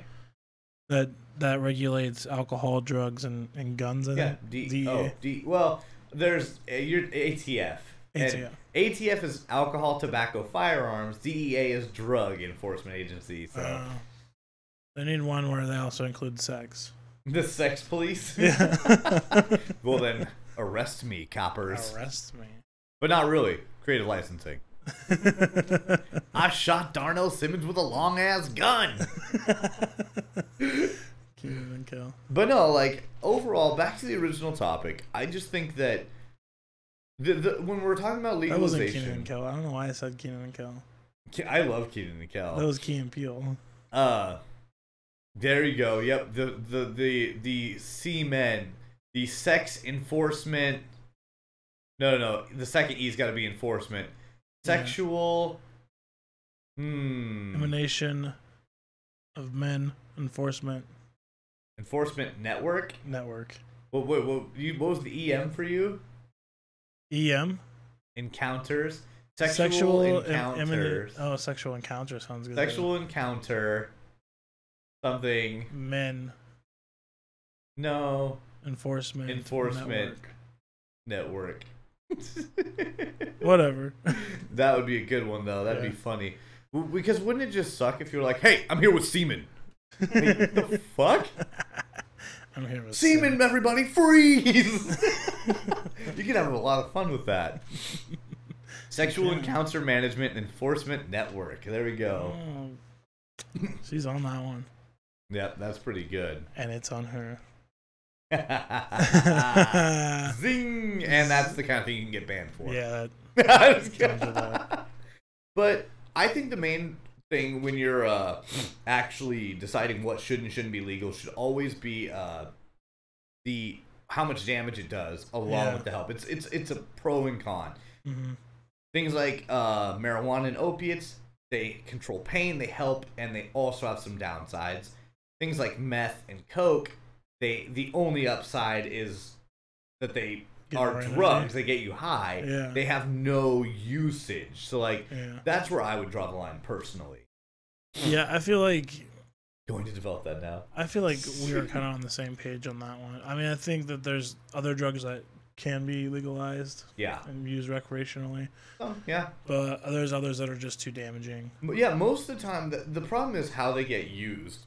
Yeah. Because most of the time it's from dealers or even, God forbid, our own government trying to control poor people, essentially, by not, they don't protect poor neighborhoods. They allow gangs and drugs to run rampant through poor neighborhoods. And that's what really pisses me off is that, shit, man, if you want to do, I know a couple of people that do cocaine. If you want to do cocaine, that's on you. Go ahead and do cocaine. But, I don't think that one should be legalized. It's just like, you know me, I'm as close as you can get to being a libertarian without being one because I think libertarians here's the are thing. idiots. I don't understand why people like cocaine because it's not a long lasting high. It's quick. It's like literally like 10 minutes or 20 minutes. It's 10 minutes. Feel good for like 10, 20 minutes, and then you're back bumping another row. Yeah, all the time. You're just you have to do destroying your bumps. nose and your sinuses.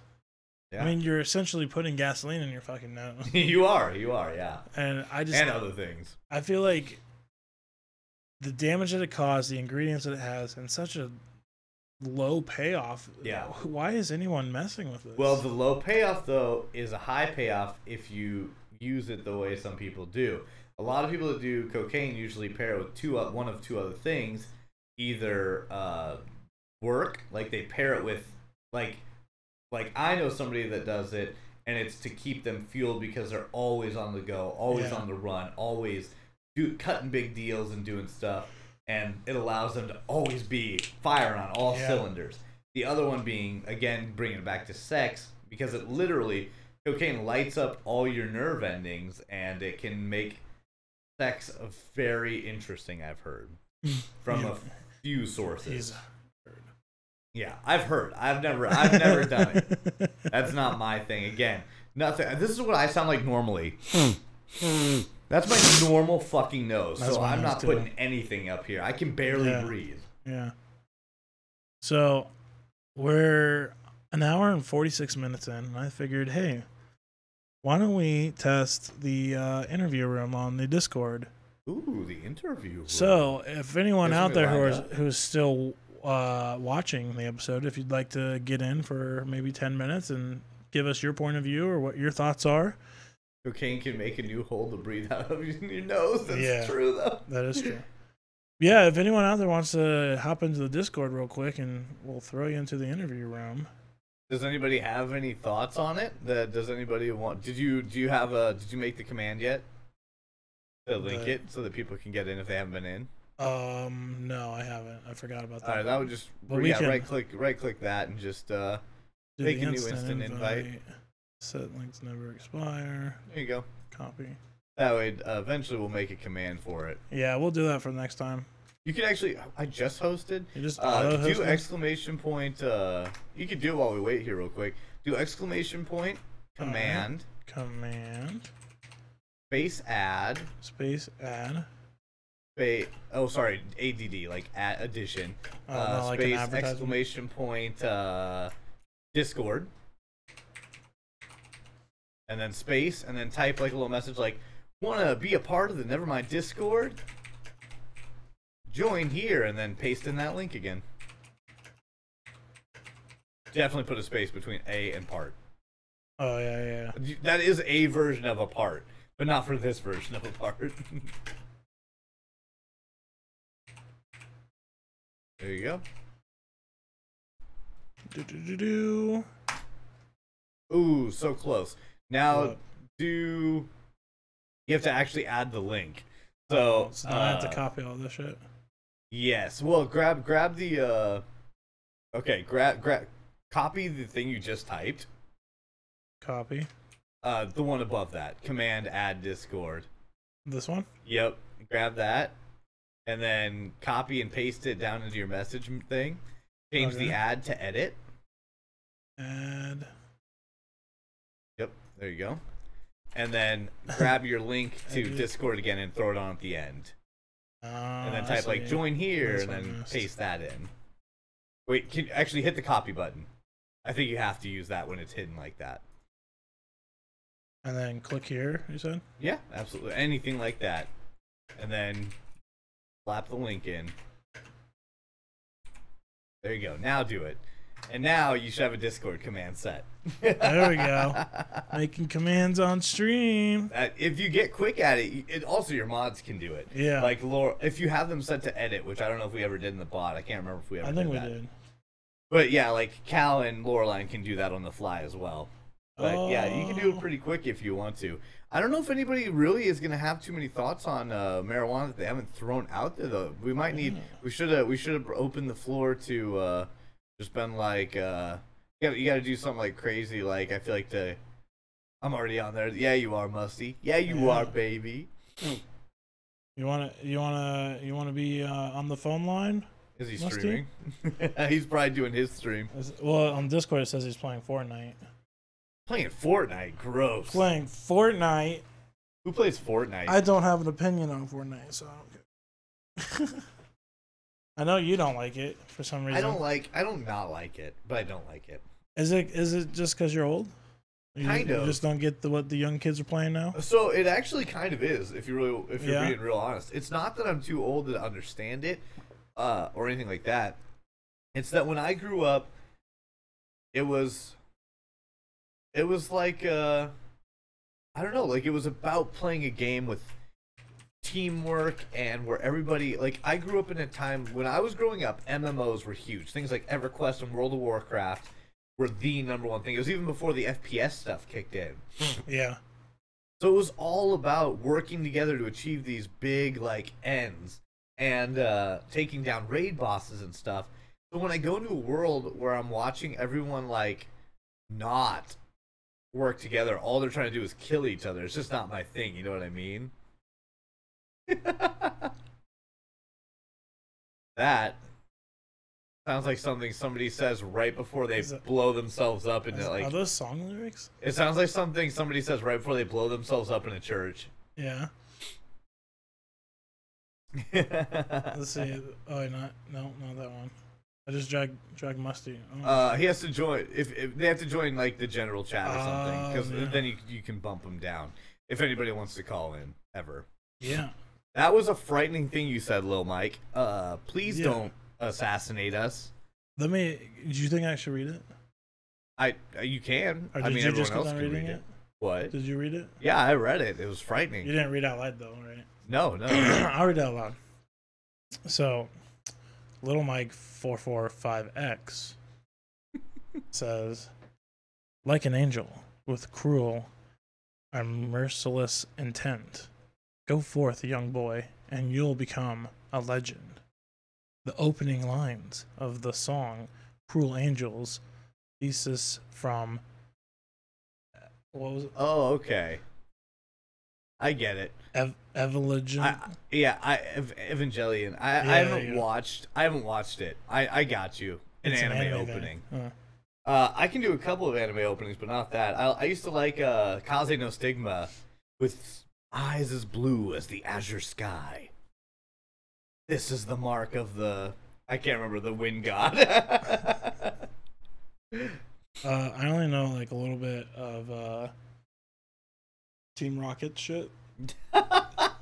You're like I know this pretty cool poem to protect all within this nation. God damn it. I couldn't even pop out one line. That's how long it's been since I watched Pokemon. I know, right? I was like, how could I not come up with one line from there? Yeah, Musty, if you wanna join if anyone has any thing to chime in on today's topic, now's the time on Discord. If not, then we're just gonna keep riffing till we're about to wrap up here soon. Yeah, we'll wait here for a second and see if anybody pops into the Discord. throw you into the interview room. We'll hear you chat on the stream. I'm already, as everyone knows, I can get back to my orgies at any time. Yeah, we can get back. Oh, Musty's working on it. Okay. Well, while Musty's working on that, I wanted to talk a little. We can talk a little bit about Dungeons and Dragons last Friday. Yeah, we're done with the main topic for today. Yeah, and so right now we're at the point where we kind of need somebody else to bring in their 2 cents for it. So yeah, while we wait for Musty to get in, what'd you think? I had a really good time. I really was excited about it. I had a lot of fun with the combat scenes. I hope we get to work in a little more of the character development. I hope as we play, and I'm sure there will. I've never played. This is my first ever campaign, but the combat was fun. But I really hope we get a chance to have some scenes that let us delve into our characters' sort of like actions together instead of just combat. Yeah. Because I thought that was a really fun part of it. And hold the Discord over so we can see chat. Like just make it smaller. I thought it was pretty fun too. I hope we get to a point where we can tell each other's characters our backstories. That's what I mean. Like but it's all about what you're into. When I seem to have read it, I read that there was like 3 different types of sort of players in the D&D realm. There's hack and slashers that like doing combat, the role players that like doing like that sort of stuff and role playing with their characters, and then people that enjoy I can't remember the third one, like the actual just campaign story arc, almost like being just told the story. And I'm into all of it, but I definitely am excited to do just a little bit of role playing. I love it. This is a really embarrassing thing to admit, but I've LARPed here and again. Yeah. I for a while I joined a LARP team over the ones that did it over by my sister's house. You know where she kind of is about. There were some people that did LARPing out there that I knew, some of the people that were there, and I'd be lying if I said I didn't go out there once and try to. That's pretty fun. Yeah. I apprenticed with because you have to like you study under one of them. Yeah, you have to make your own weapons. And I made some weapons. I made a couple of swords, and I went out and apprenticed under. It's not his real name, so I hope he doesn't mind me saying it. But his name was Bjorn. I studied under a guy named Bjorn. Bjorn. Yeah, and Master Bjorn. Yeah, it was a lot of fun. He was a polearm user, and they take it real seriously, right? So Bjorn is like, "All right, are you ready to have your first sparring match?" And I'm like holding these swords, being like, because they told me they start a lot of people on dual swords because it's easy, gives you something to block with, and it's easy to use instead of like some of the other weapons. Yeah. And I'm over here like, sure, man. And the guy's like, he's like your size. He was a big guy, taller than me, bigger than me, probably way stronger than me. And I'm thinking we're just gonna be like starting with like, you know, doing some things. This motherfucker just swings his polearm as hard as he can, like straight over his head. And I'm like, oh god! And I block it, and it just like hits me down. Yeah. And he just proceeds to just go at me as hard as he can with the polearm, and I'm just trying to deflect it. And I had a pretty good time. Musty's. Yeah. We'll bump you down, Musty. I think some of them are locked. Oh yeah. Well, as soon as you go ahead and go back to general, Musty, and we'll pull you down. Yeah. That's the interview room is kind of like we didn't want people just popping in and out, so we're gonna have people pop. Maybe we'll put interview waiting room or something so that somebody can get into, and we'll pull people in from there, so you don't have to get in general chat. But yeah, for now, just join anything you can join, and we'll bump you down. Yeah. I'm ready if you are. All right. Yeah, as soon as you get in the voice channel, general, bump you down. Takes a minute for Twitch I thought it was good though. I thought it was fun, and there's Musty. Let's get Musty up in here. All right. There he is. Musty, can you hear us? Yeah, I can do. You're very loud though. I'm very loud. Yeah, I'm just going to turn you down my end. Hang on with that. Whoa. I'm worried he's going to echo to himself if we put him through there. So you might have to put him through your headphones if we do. But hopefully, my headphones. My headphones. It's fine. Everything's good. Oh, he's not echoing to himself right now. At least. Okay, cool. All right. So he will if we talk at the same time as him. He'll echo to himself slightly, Okay. I think, but that should be okay. Okay. So Musty, what is your point of view on legalization of marijuana? What's it's a tricky one because I'm a complete advocate for it. I have used it in the past. I have used it both recreationally and to help me stop taking opioids. I am quite strong in the belief though that you shouldn't take it if you're doing things like driving or operating machinery, or you know, about to operate on somebody's brain.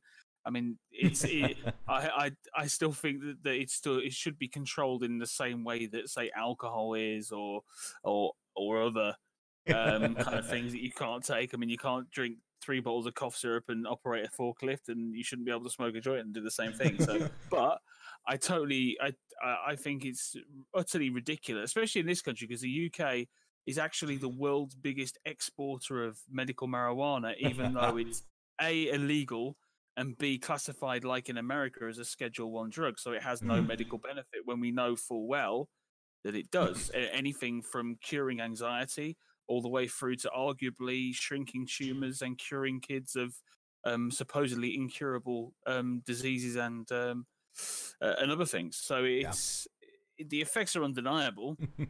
I just think that, and I think that actually positions are changing. Your country is actually more forward thinking than ours. We are so backwards and stuffy about the whole thing. It's almost laughable. But then we still reaping the benefits of selling it and exporting it to the Netherlands and France and other countries. But there was actually a case in the UK where a child has quite severe epilepsy, very severe epilepsy, and you can apply to the European Court of Justice to have a license, because ironically, people that in the Netherlands who can take it medically, because we're a European country, can smoke and ingest marijuana in the UK as long as they have a license, which is ridiculous as it's actually illegal here. But anyway, this mother went over to the Netherlands, purchased the weed, ironically, that came from the UK, brought it back over to the UK and had it confiscated. It then hit the papers over here and went as high as the Parliament in the UK. And for once, they actually buckled and allowed this mother to have the marijuana, even though the child wasn't deemed eligible for it, which set a precedent. And the same as in America, if you set a legal precedent, that means that you can move forward and other people can take advantage of that. So it's actually going to the courts now to whether they will allow marijuana to be taken on prescription here, which is huge. Because we are, again, like I said, we are very, very backward in our thinking with regards to marijuana. But yeah, in a nutshell, that is my kind of outlook on the whole thing. Well, I'm kind of glad right now. It's nice for us to be forward thinking on this, because I'm so disappointed at how not forward thinking we've been lately. So it's good that at least the America's trying to get something right now. Yeah, we're forward thinking because California kind of set the precedent with regards to having it on license. I mean, I think Joe Rogan, who himself is probably the biggest advocate of marijuana, and also kind of when he got his license, when he went to the doctors, they asked him, he said, well, what's wrong? He goes, well, I get headaches.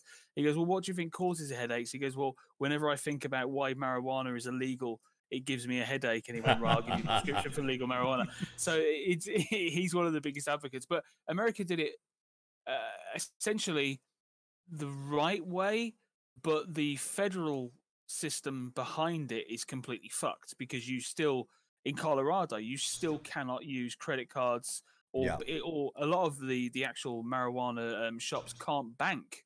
So they have to hire armed goons to look after their weed and look after their money, because they're not allowed to store it in federal facilities, which I think is fucking ridiculous, because they still have to pay tax on that.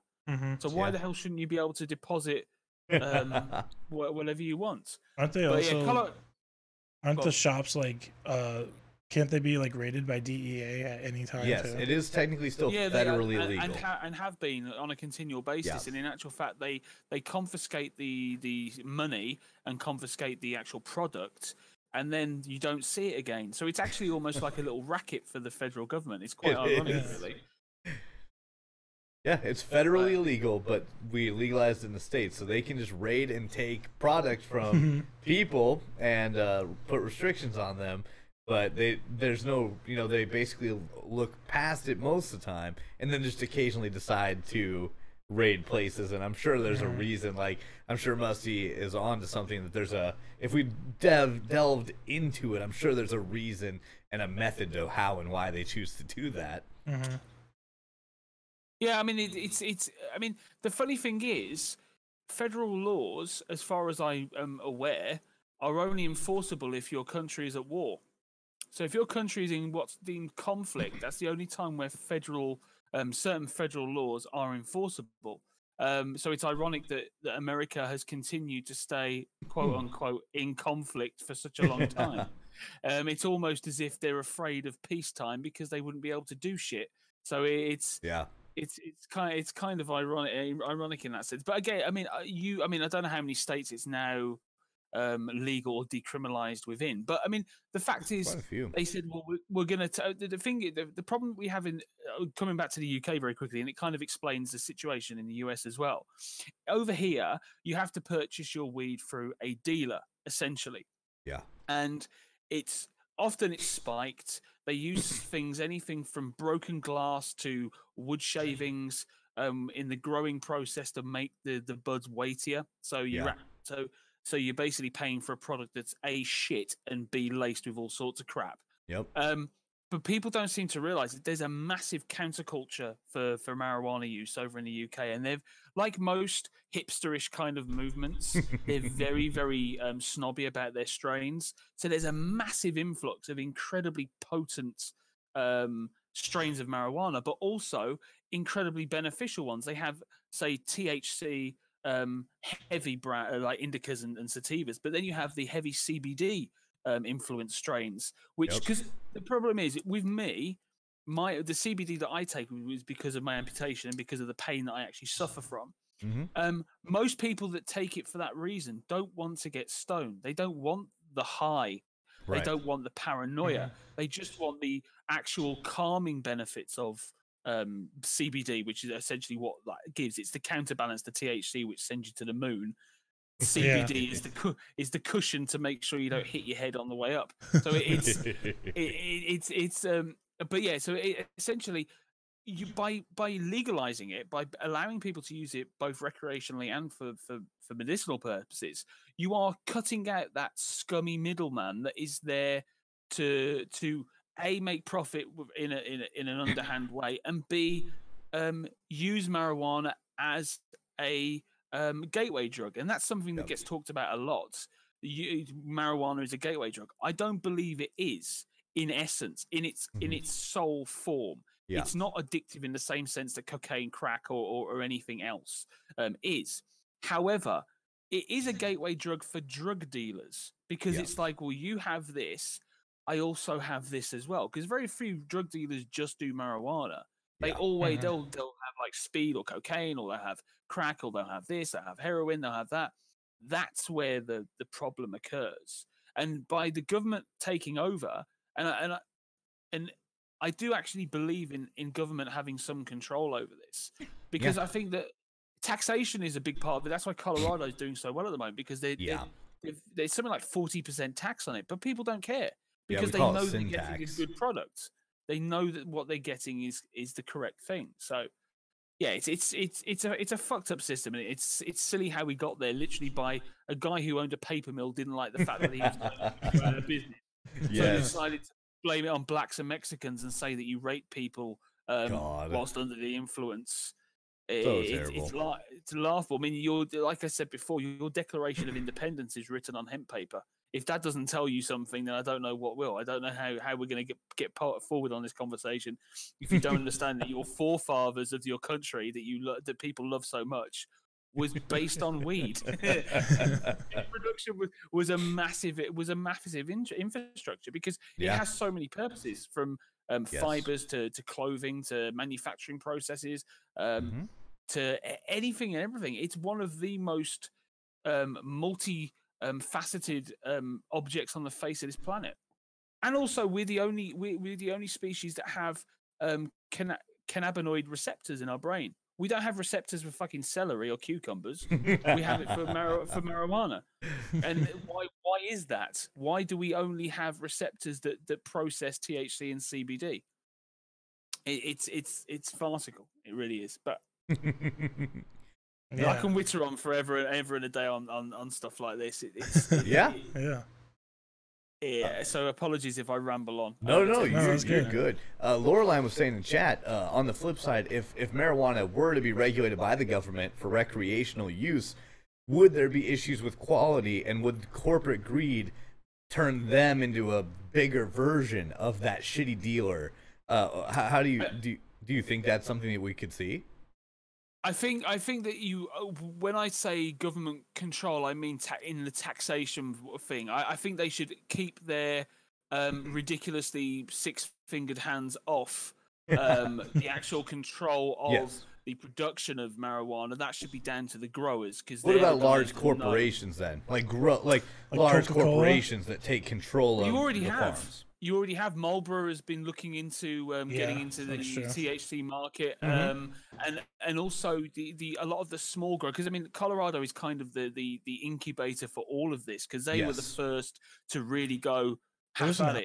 Let's see what happens. There was an alcohol company that did it too. Yeah, a few companies. Yes, it was. And although Colorado financially has done fantastically well, and they've had a massive influx of not only tourism but people that want to move to Colorado to live there because they're suffering from X, Y, and Z. Yeah. But there are problems with that. You have had a huge uptick in things like vehicular accidents, because people are getting high and driving.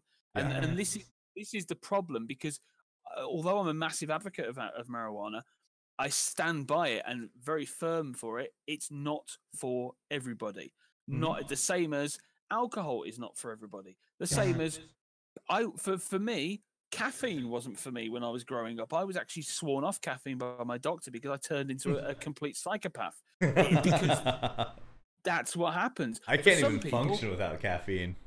Well, this is the thing. I mean, because obviously caffeine's in a lot of soft drinks. Yes. A lot of people don't even know that cola, even Diet Cola, has caffeine injected. Yeah. You have to get the golden chalice bottle that says caffeine free. Yep. It just has the aspartame in it, which gives you cancer, but you won't get a buzz out of it. The caffeine effects were huge for me when I was a kid. I would literally lose my shit. If I had like one glass of this stuff, it was like loopy juice. But that's the thing. For some people, by the way, that's also Bill Cosby's favorite drink. Put the finger in the pudding. Anyway, but basically, I mean, scratch cards aren't for everybody. Cheeseburgers aren't for everybody. It's just how the world works. But that's not a reason to say nobody can have it. Yes. Because when in the history of humanity has telling everyone to not do something worked. Look at alcohol. Prohibition, the alcohol ban that you had in the 20s gave birth to the mob. You created a massive culture where people died just because they didn't want people to get fucked up in bars. So true. And this is the thing. Whenever you wag your finger and say you can't do this, most people will turn around and go, "I don't think so. I'm going to fucking do it." Americans more so than some. We're very UK as well. UK, we're just as bad. I mean, you get 100 Brits or 100 Americans. I almost said Yanks then. I'm not sure if you guys are into that sort of talk. But 100 Americans in a room and put a big red button in there and say, "Don't touch it," and then you leave the room. How long before some asshat goes in there and goes, "I'm going to push the button"? And it's just how we work. But the fact is, in the entirety of recordings of drug use, marijuana has never been the contributing factor to any death. It absolutely has been involved in the mix somewhere, because they did try to pin. There was a death a couple of years ago in the UK. They said, this is the first confirmed death caused by THC in ingestion. And then when they looked into it, the guy had like 4 other things inside his body. So but they used that one example. Whereas in the US, there's 30,000 people that die each year from alcohol. Yeah. There's 100,000 people a year that die from cigarettes. but they're completely legal because the government has a very tidy sum of money that comes in every year from that industry. The lobbyists pay quite a tidy sum for that industry to keep living. That's why vaping in parts of the US has been banned. In San Francisco, you're not allowed to vape anymore because they've banned the flavorings that go into it, even though the flavorings have not caused any health issues whatsoever. And that's because of the tobacco companies, because the tobacco companies go, oh shit, people aren't smoking anymore. Because why do you want to taste like an ashtray when you can vape fucking Big Mac sauce flavored vape juice, which is a thing, by the way. Big Mac sauce flavored. It is actually a thing. It does exist. Wow, that doesn't surprise me at all. I am a vapor myself, so it's so I vape some crazy flavors, but Big Mac sauce I kind of draw the line at.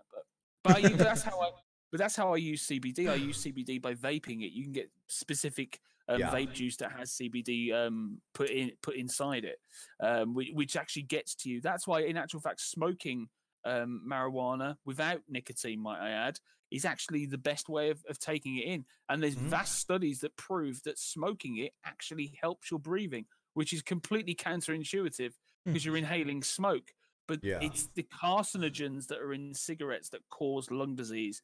Not even nicotine itself is not a harmful substance on its own. It's a stimulant. It does not cause cancer. It's the shit they put in it to keep it fresh and on a shelf that causes the issues. I mean, there's cyanide in fucking cigarettes, for Christ's sake. There's a lot of really formaldehyde, cyanide. There's some ropey shit. Heavy in there. metals. I'm an ex-smoker as well. I mean, I used to smoke 40 a day. At my worst, I was terrible for it. But I quit when my first son was born, and more power for that. But again, it's like anything. The governmental control, I think, for taxation purposes would help, because I think we could all do with a little extra money. Colorado had so much money in excess, they actually were able to give it back to government projects and people that lived within the county as a surplus. Who else does that? Who else is that sort of profit? And that's solely because marijuana is proven to help not only with your physical sense, but your mental sense, and everything around it. And the people that are scared the most are the pharmaceutical companies, because you have one sole substance that can cure a multitude of problems that they palm off these fucking pills to. And it's not, and then they add extra things in to make it to make everything seem better.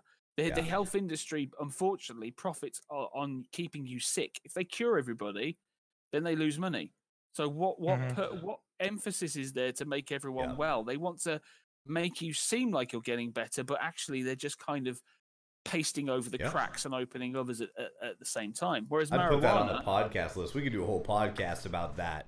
Prison systems and hospital systems, at least in the, I don't know how the UK is, you're probably a little better than us, but the American penal system and the American healthcare system probably could both warrant their own podcast. Do you know what? The penal system in the US is probably it's the one thing that makes me thankful that I don't live in the US. Because there are certain things that I've done in my life. I mean, I was a bit of a brute when I was younger, and got into a few altercations with police and so on and so forth. And if I was in America, I probably would either be in jail now or dead. not because I did anything terrible, just because it seems if you sneeze in the wrong way towards a police officer, you're going to be dodging bullets. Well, not so much us. You're white, Musty. I'm white. So you can get away with quite a bit. You're white. You could, if anything, you could kill like a room full of people and then hire a good lawyer, and you'd probably be fine. Yeah. Well, this is it. But yeah, the penal system in America, especially with marijuana as well. You think of the places where it's legal, and yet they still have people incarcerated for marijuana possession. Yeah. How ridiculous is that? That's a huge debate right now. Like whether they're going to release them if it becomes legalized and what they'll do. You know they won't. Yeah, I don't think they will. Well, back then it was because they make money. Yeah. It's dependent on whether the prison is privately funded or not, because the privately funded prisons actually turn a profit for how many people they have within the prison. So why would they then let people go who would then lose their money? This is why I do believe there are certain things that should not be in private hands at all in any way, shape or form. And there are certain things that should be allowed to run at a loss. You should not incentivize carceration.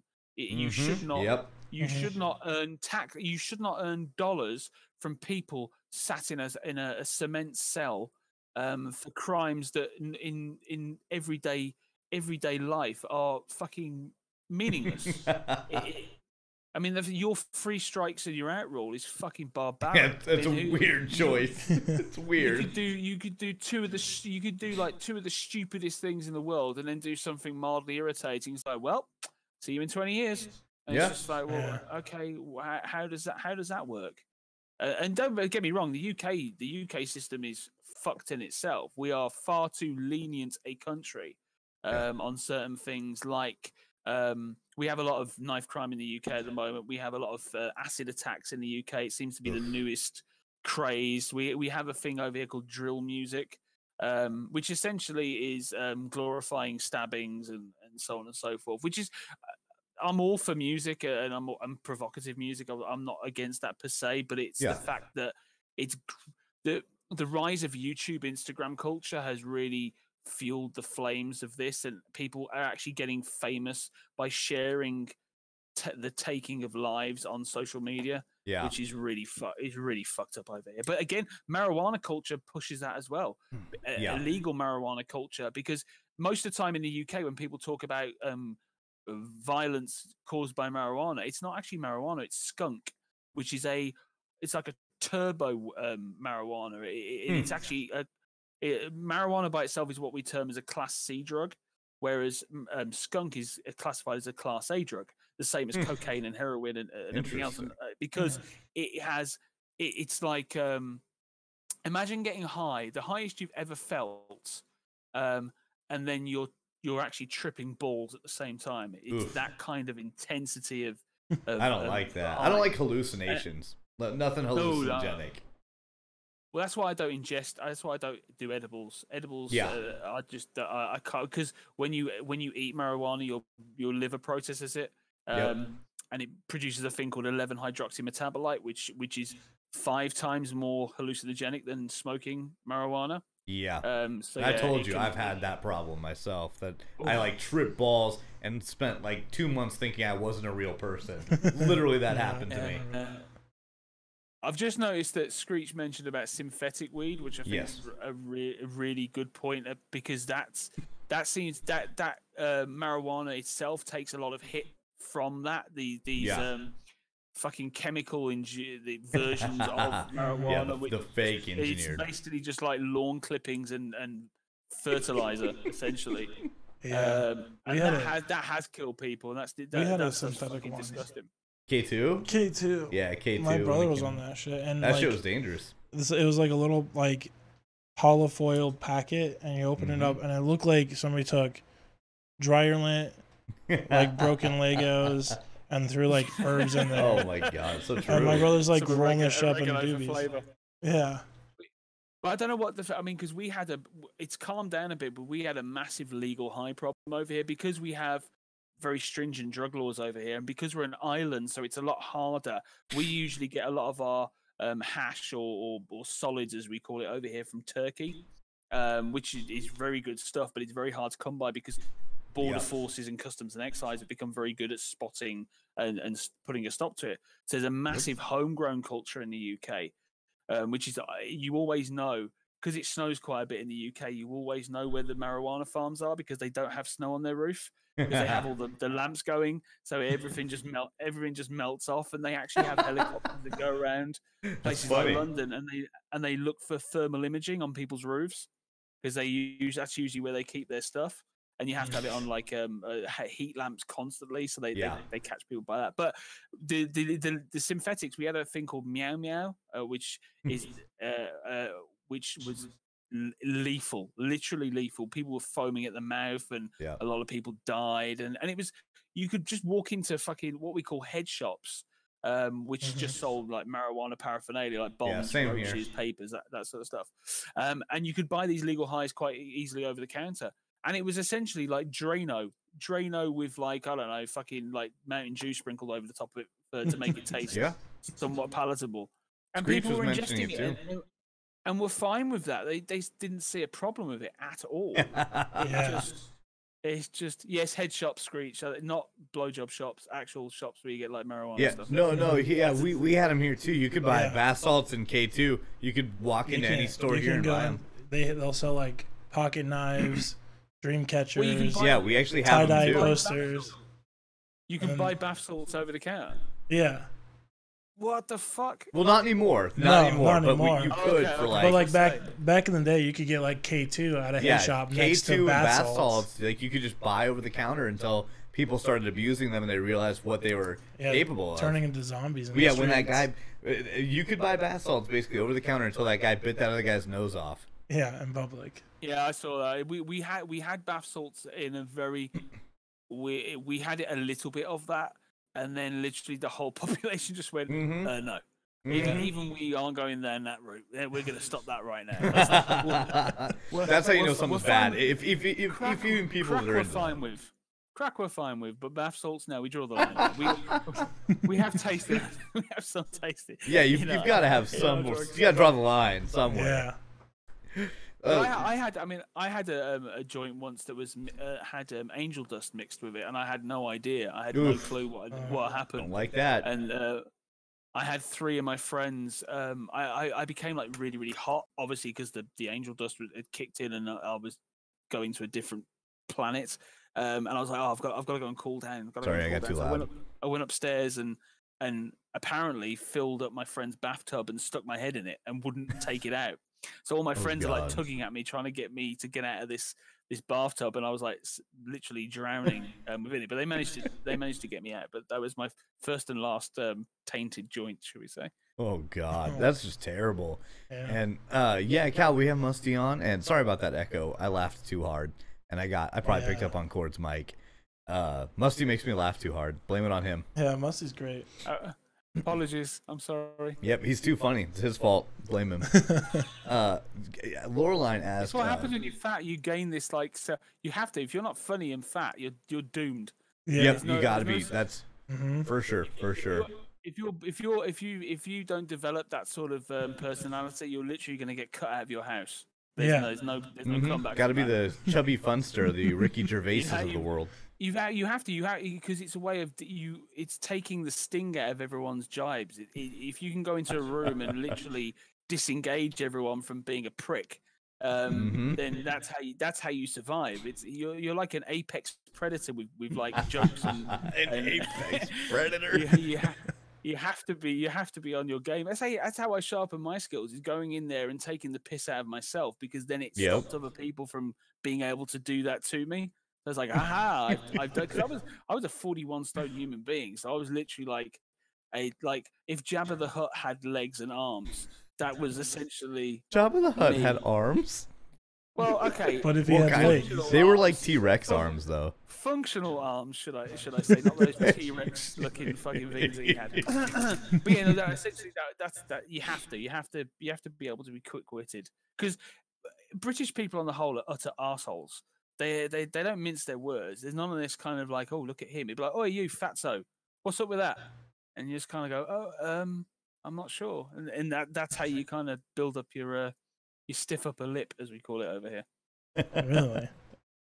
They just like outright just call you fat in public? Oh yeah, absolutely. I would. That's not all that surprising. All the time. You would have like I had, because I used to have a lot of piercings. I had like 16 piercings in my face. I had like 9-inch mohawk, all multicolored, and I have tattoos anyway. So I was a freakish human being. Imagine, have you ever seen The Butterfly Effect? Yeah. Yes. Yeah. You know, Thumper from The Butterfly Effect. His friend. I can never remember the guy's name. Huge guy with like big black spikes. But I kind of look like that. And people would just stop you in the street and just go, "Why, you disgusting fat slob? What's wrong with you?" And you literally just have to kind of stand there and either take it or give it back. So you just give it back. And that's how you do it. Maybe in America people are a bit more reserved. Well, they'll more like just like talk about you behind your back. Yeah, America's really weird right now because we are the center of both fat shaming and body positivity. Yeah. I'm serious. Like, we are, though. Like we live in a place where there's all these beautiful plus size models currently that do really good work, and then we have people getting on all over the world basically being like, you fucking fat bitches, you shouldn't be doing modeling. It's really bizarre here. We even have dudes who are like fat shaming people on the internet, but he's also like stuffing his girlfriend because he wants her to be a little bit more pudgier in bed. Right. That's like, and nobody hates fat people more than fat people. Yeah. People that are like, it is. Go ahead. I totally agree. I mean, the thing with fat, it's a tough one because I think there has to be a differentiation between people being pricks on the internet and saying disgusting, horrible things about people online and in social media, and then your friend taking you to one side and going, "Dude, what's going on?" Because I am the biggest advocate of tough love. And it's not so much in the sense of with me, because I've been through it and I've seen how hard it is and I've seen how debilitating it is and Jesus, I lost a limb because of it. So when I had my own YouTube channel and I was kind of documenting how I was going through the process, I had a lot of people hit me up and say, "Look, have you got any advice?" And I was like, "Yeah, put the food down." Because essentially but unfortunately the things with like, I know we're going off topic, but the things we're going on about obesity, it's 90% mental. It's not a physical thing of you just not being able to put a fork down. It's a mental blockage, whether it be because of a trauma that you've had in your life or because of a lack of love that you've had in your past or whatever. There's so many different things that can cause it. But the thing that people hide behind the most is things like fat shaming, to a sense, because they don't even want to address it. They don't want to address it at all, and I get that to a certain degree. But unfortunately, you have to. You've got to have somebody there that's going, "Look, you need to sort yourself out." And I'm lucky. I have my wife who's incredible and has been there for me through thick and thin, but has told me how it is. Has not minced her words. And I've got other friends as well that have done the exact same thing. Have not pandered to me and gone, there, you'll be okay. It's like, well, what are you going to do? Do you want to die or do you want to live? Yeah. But in the sense of like models and stuff like that, plus size models, if you're happy and you can admit that although you are not healthy, and I hate it when people say that they are clinically or morbidly obese and healthy, that's not right. You cannot be those two things. It just does not exist. But as long as you are happy within yourself and your own body and you're confident within that, do whatever the fuck you like. It's your body, it's your life. As long as you're not hurting anybody else, that's cool. But know that because of this may happen or that may happen. That's the thing, the biggest thing. And now we get this culture of people scream and shout the moment anyone makes a criticism about somebody. And everyone gets now judged on whether someone's tweeted 10 years ago that they didn't like the size of somebody's nostrils, and now everyone's going, "No, lose his job. You should go. You shouldn't be allowed to earn money anymore." And it's getting to almost a fascist state of affairs, where literally you have like these trolls that search through your entire history of anything that you've ever put on the internet just to find that one nugget that they can go, "Look, see, he's a racist," or "Look, he's a communist," or "Look, he's this," and it's just fucking stupid. Say what you like, but just don't put harm on people. Don't say things just because you think you're edgy, because you just come off as a prick. And I honestly think I had this discussion with someone before, and I honestly think if you should have you should be forced, if you make comments on social media, to have your actual face and actual details tagged to that comment. So you're not arguing with like a picture of Thanos or someone called like Busty Gamer 69 or some shit like that. You actually go, "Well, I know you're Ted Twatface from Indiana or whatever, and you said something horrible about such and such," because I think that would instantly kill 90% of the shit that you see online. It would absolutely decimate it. That also sounds like a great pitch for a Black Mirror episode. I know. That's another thing that we were discussing. I was like, "Oh man, that's so fucking good if you could turn that into a show." It's like, because you get some people that would be utter bastards, and they become famous because of it. They were like, we already have that though. Like anti-CA, you'd be like I don't know if you know of Milo Yiannopoulos, who's an alt-right guy. He used to work at Breitbart and got banned from Twitter because he just essentially just made nasty comments about people for a living and I can't remember the name of the African American girl from SNL that was in Ghostbusters. I can't remember her name. Called her a gorilla online and stuff like that, and he ended up, thankfully, getting banned on Twitch. But then he screams about First Amendment rights, but they're a private corporation, can do whatever they like. So dick face. But yeah, normally I would fight tooth and nail for people's right to say whatever they want, but I still think hate speech is hate speech, and it doesn't have that same sort of protection that other things might. Well, I think it's like the gun legislation. They always mention it. So they always mention the bit that helps them. I have the right to bear arms against tyrannical. Well, I have the right to bear arms. Is the thing they always say. Same as I have a First Amendment right to free speech. You do, but you don't have the right to be free of consequence. And that's the thing that people don't seem to understand. I believe I'm an absolutist when it comes to free speech. I honestly think you can say whatever you like, but you are not free from the consequences that saying that thing will bring. Because if you suppress free speech, if you suppress speech in any way, shape, or form, if you stop people from saying racist things, all you're going to do is you're going to push the racism underground and cultivate it. Whereas if it's all out in the open, you know exactly. You go, oh, you're a racist arsehole, or oh, you're a bigot, or you're this, and then we know. If we know, then we can move forward. We can't move forward if everyone's frightened to say things. It's counterintuitive and it's worst state. But well, because I feel like humans. I feel like one of the best things. KingKord, maybe you feel this way too. I don't know that everyone is like this. Some people I know are less shameful than or ashamed than I am, but I feel like shame as a social construct is one of the best things we can use to control things, like, because I'm sure you've dealt with some shame and body shaming, I'm sure, in your life, and if you can turn that on almost anyone. It's like, you could use shame to, I feel like, curb some of that racism and stuff. Not all of it, but don't you think some of that could be curbed by, like, shame is what we socially use to control that almost? I mean, I don't know, I've kind of gotten it almost everywhere. Even inside my family too. Right. You know? And if some of my family members are like fat pieces of shit too, or like I still stand by it. Nobody makes fun of fat people more than fat people. Yeah, like this obese, like one of my obese family members, like hey, Cord, I can see you're gaining a few pounds there. Need to lose some weight. Yeah. And I'm like, you shut your fucking mouth, fat fuck. You know, I was just at a family event with, hopefully Cal doesn't mind me telling the story. I mostly tell it because it's funny. Musty, you've only known me since I've been chubby, but I have pretty bad stomach problems. So, well, no, I fluctuate weight, and I'm proud to know you since years.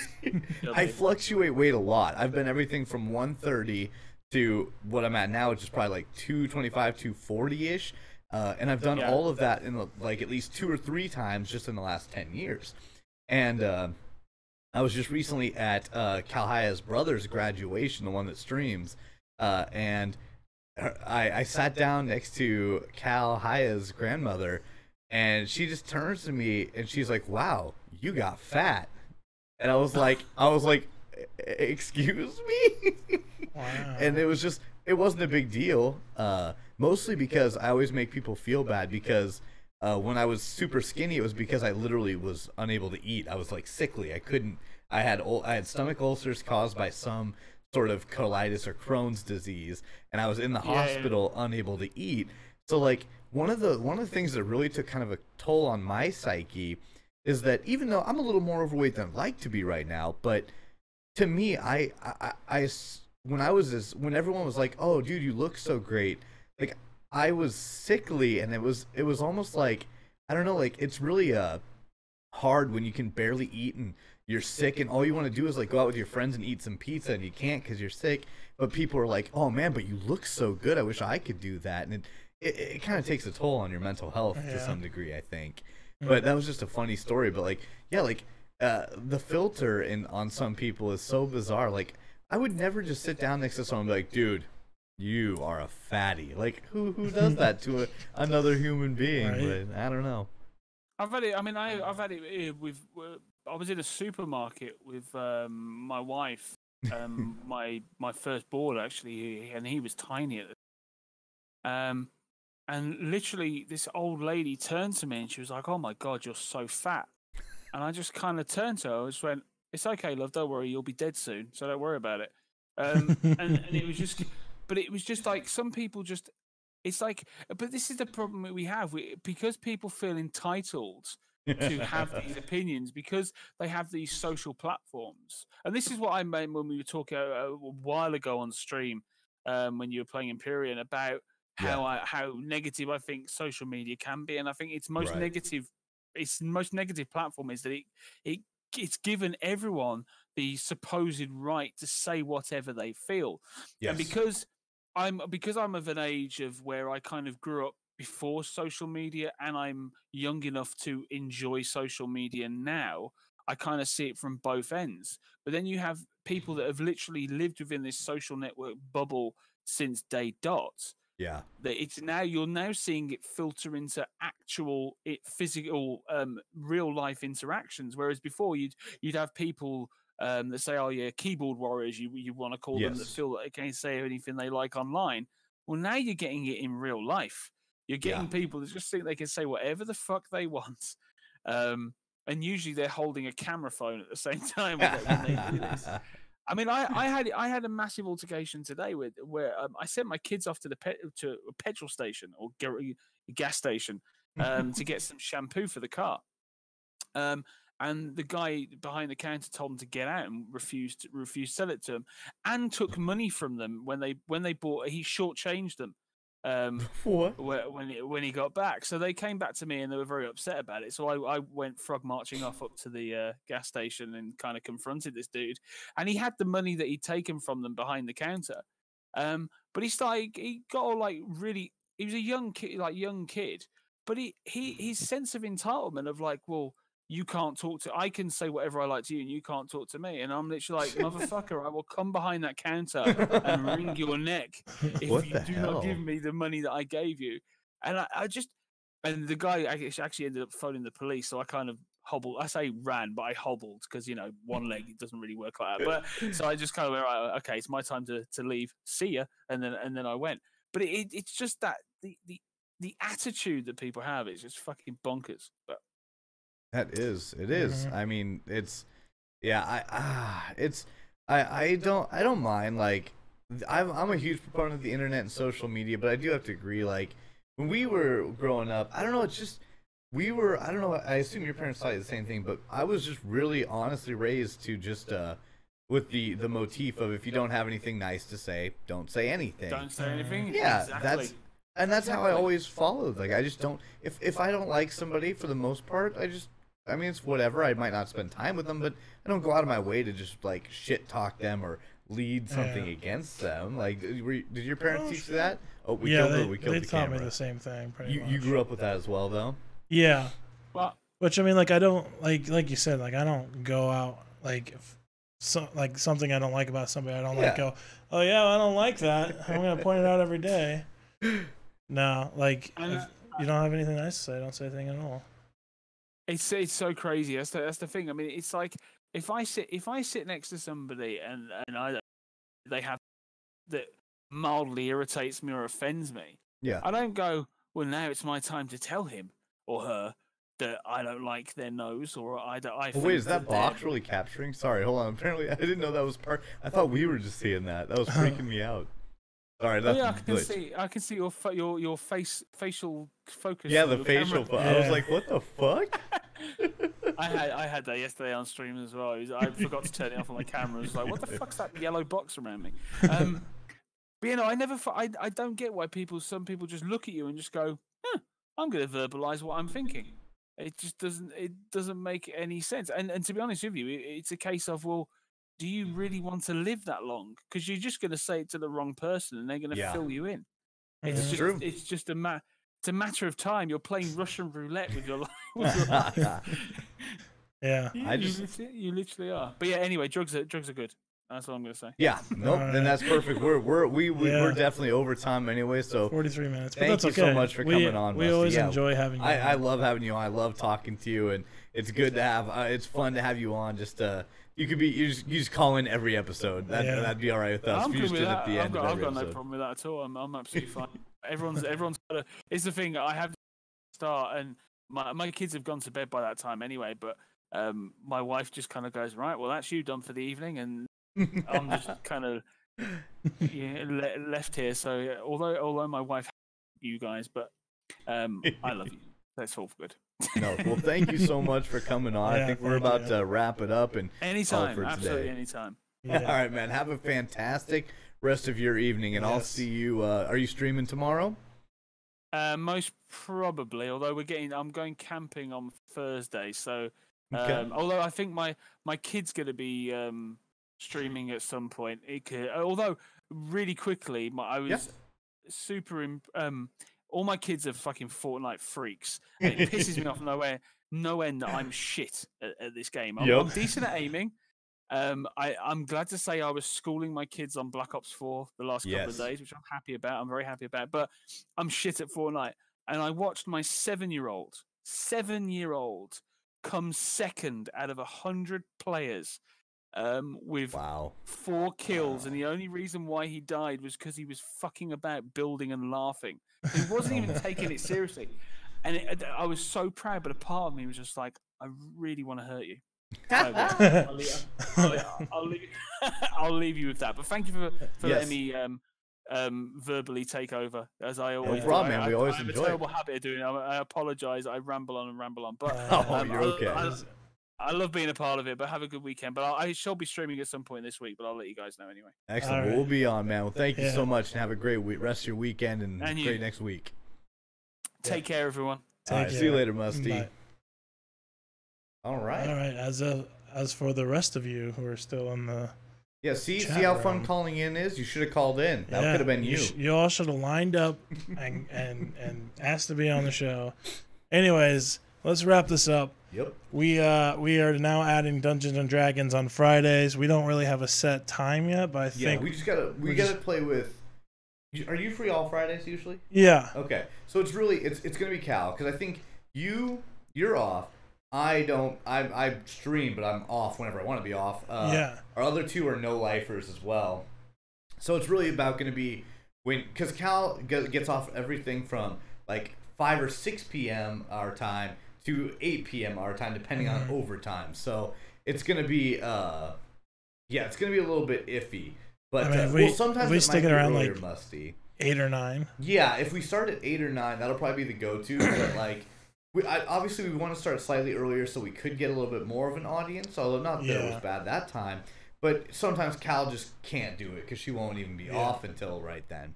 But I'll keep you guys updated, and of course, we're all in the Discord together. Yeah, so we got Dungeons and Dragons on Friday. It'll be Friday evenings, though, yes. And if you haven't noticed by now, we moved the podcast streaming time to 3 p.m. because it just seemed to work better that way. Last time. We seem to get a few more randoms coming through, a little bit better time slot. I'm a fan of it because I pretty much sleep until like fucking noon to 1. Yeah, no matter what. I noticed you text me at like 4 o'clock in the morning. I went to bed at 7 or 8 a.m. Oh, really? I cannot sleep. Like it's. You went to bed right when I answered you back. Yeah, pretty much. I'm cycling right now pretty bad, so I almost I'm getting better at it to the point where like I got here today.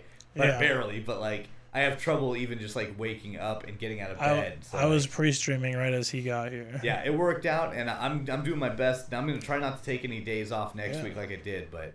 And let us know if you like this new view, this new scene, the single shot. It actually made him coming a little bit late better, but I kind of like it just for us a little bit more.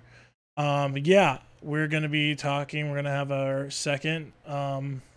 Well, I guess third, right? Because we had Kahaya, and we had Musty, and we had Musty again today. But so he's gonna be our third. But we're gonna have Blue Robot next weekend. We're gonna be talking about streamer, and I don't know. I don't get to spend much time with him. I know he's a Twitch streamer. I'm good friends with him. I even subbed to his channel for a while. He's a Twitch streamer, and he's I don't know if we picked a real for sure topic yet, but I think he wants to talk about basically like politics on. Yeah, I think he wanted to talk Twitch. Almost about like social media politics. Yeah, Twitch community technology. Yeah, Twitch community, and so kind of what we were even brushing on with Musty today. Maybe we'll just broaden it so we have the time. Just like social media, like, and the rules that go along with it. So next week will be something sort of about community guidelines and how it affects our social media world, and we're gonna have Blue Robot on. So if you guys are interested in seeing Blue Robot talking to your favorite boys, tune in 3 p.m. Sunday Central Time. You can go ahead and follow us so we can get that affiliate. It's kind of funny because like last time said we hit 40. Yeah. And then I think today I said we're back down to like 37. So either people are pulling out or Twitch isn't counting them right. It's weird. Like at some point you reach a point where it's hard to even keep like count. Like after you get like a couple hundred, like you're just like, did I have 270 or did I have 243? Like, man, I don't even remember. It's to a point where it's like, I got enough. Yeah. Right. But yeah, give us a follow so we can hit that affiliate. You guys can also check the recordings of these podcasts on YouTube, where you can like, subscribe, and hit that ring that bell is what they say now. And we take the audio from these podcasts and put them on SoundCloud, which also RSS feeds to our iTunes. So if you have an Android or our Apple device, you can get the joy of listening to our beautiful voices while you're vacuuming your CEO's carpet. That's perfect. That's perfect. So, thanks for showing up. Thanks for sticking with us. We were kind of all over the place because we kind of ran out of things to say about it. Well, yeah, I think that's also going to happen when you take on calls and stuff. Like, the more people you add to a discussion, the more tangents you'll hit. Well, I'm not just saying like just the muscle thing. I'm saying like you and I both kind of like ran out and we're like, let's take a call. Let's take a call. I'm terrible at tangents. I'm notorious for being like, and then I ate a cheeseburger today, and that had me thinking about. How does space travel work? And you're like, what? So, yeah.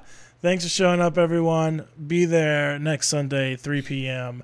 Have a beautiful rest of your day, wherever you are in the world. Bye. Princess Wave. Princess Wave.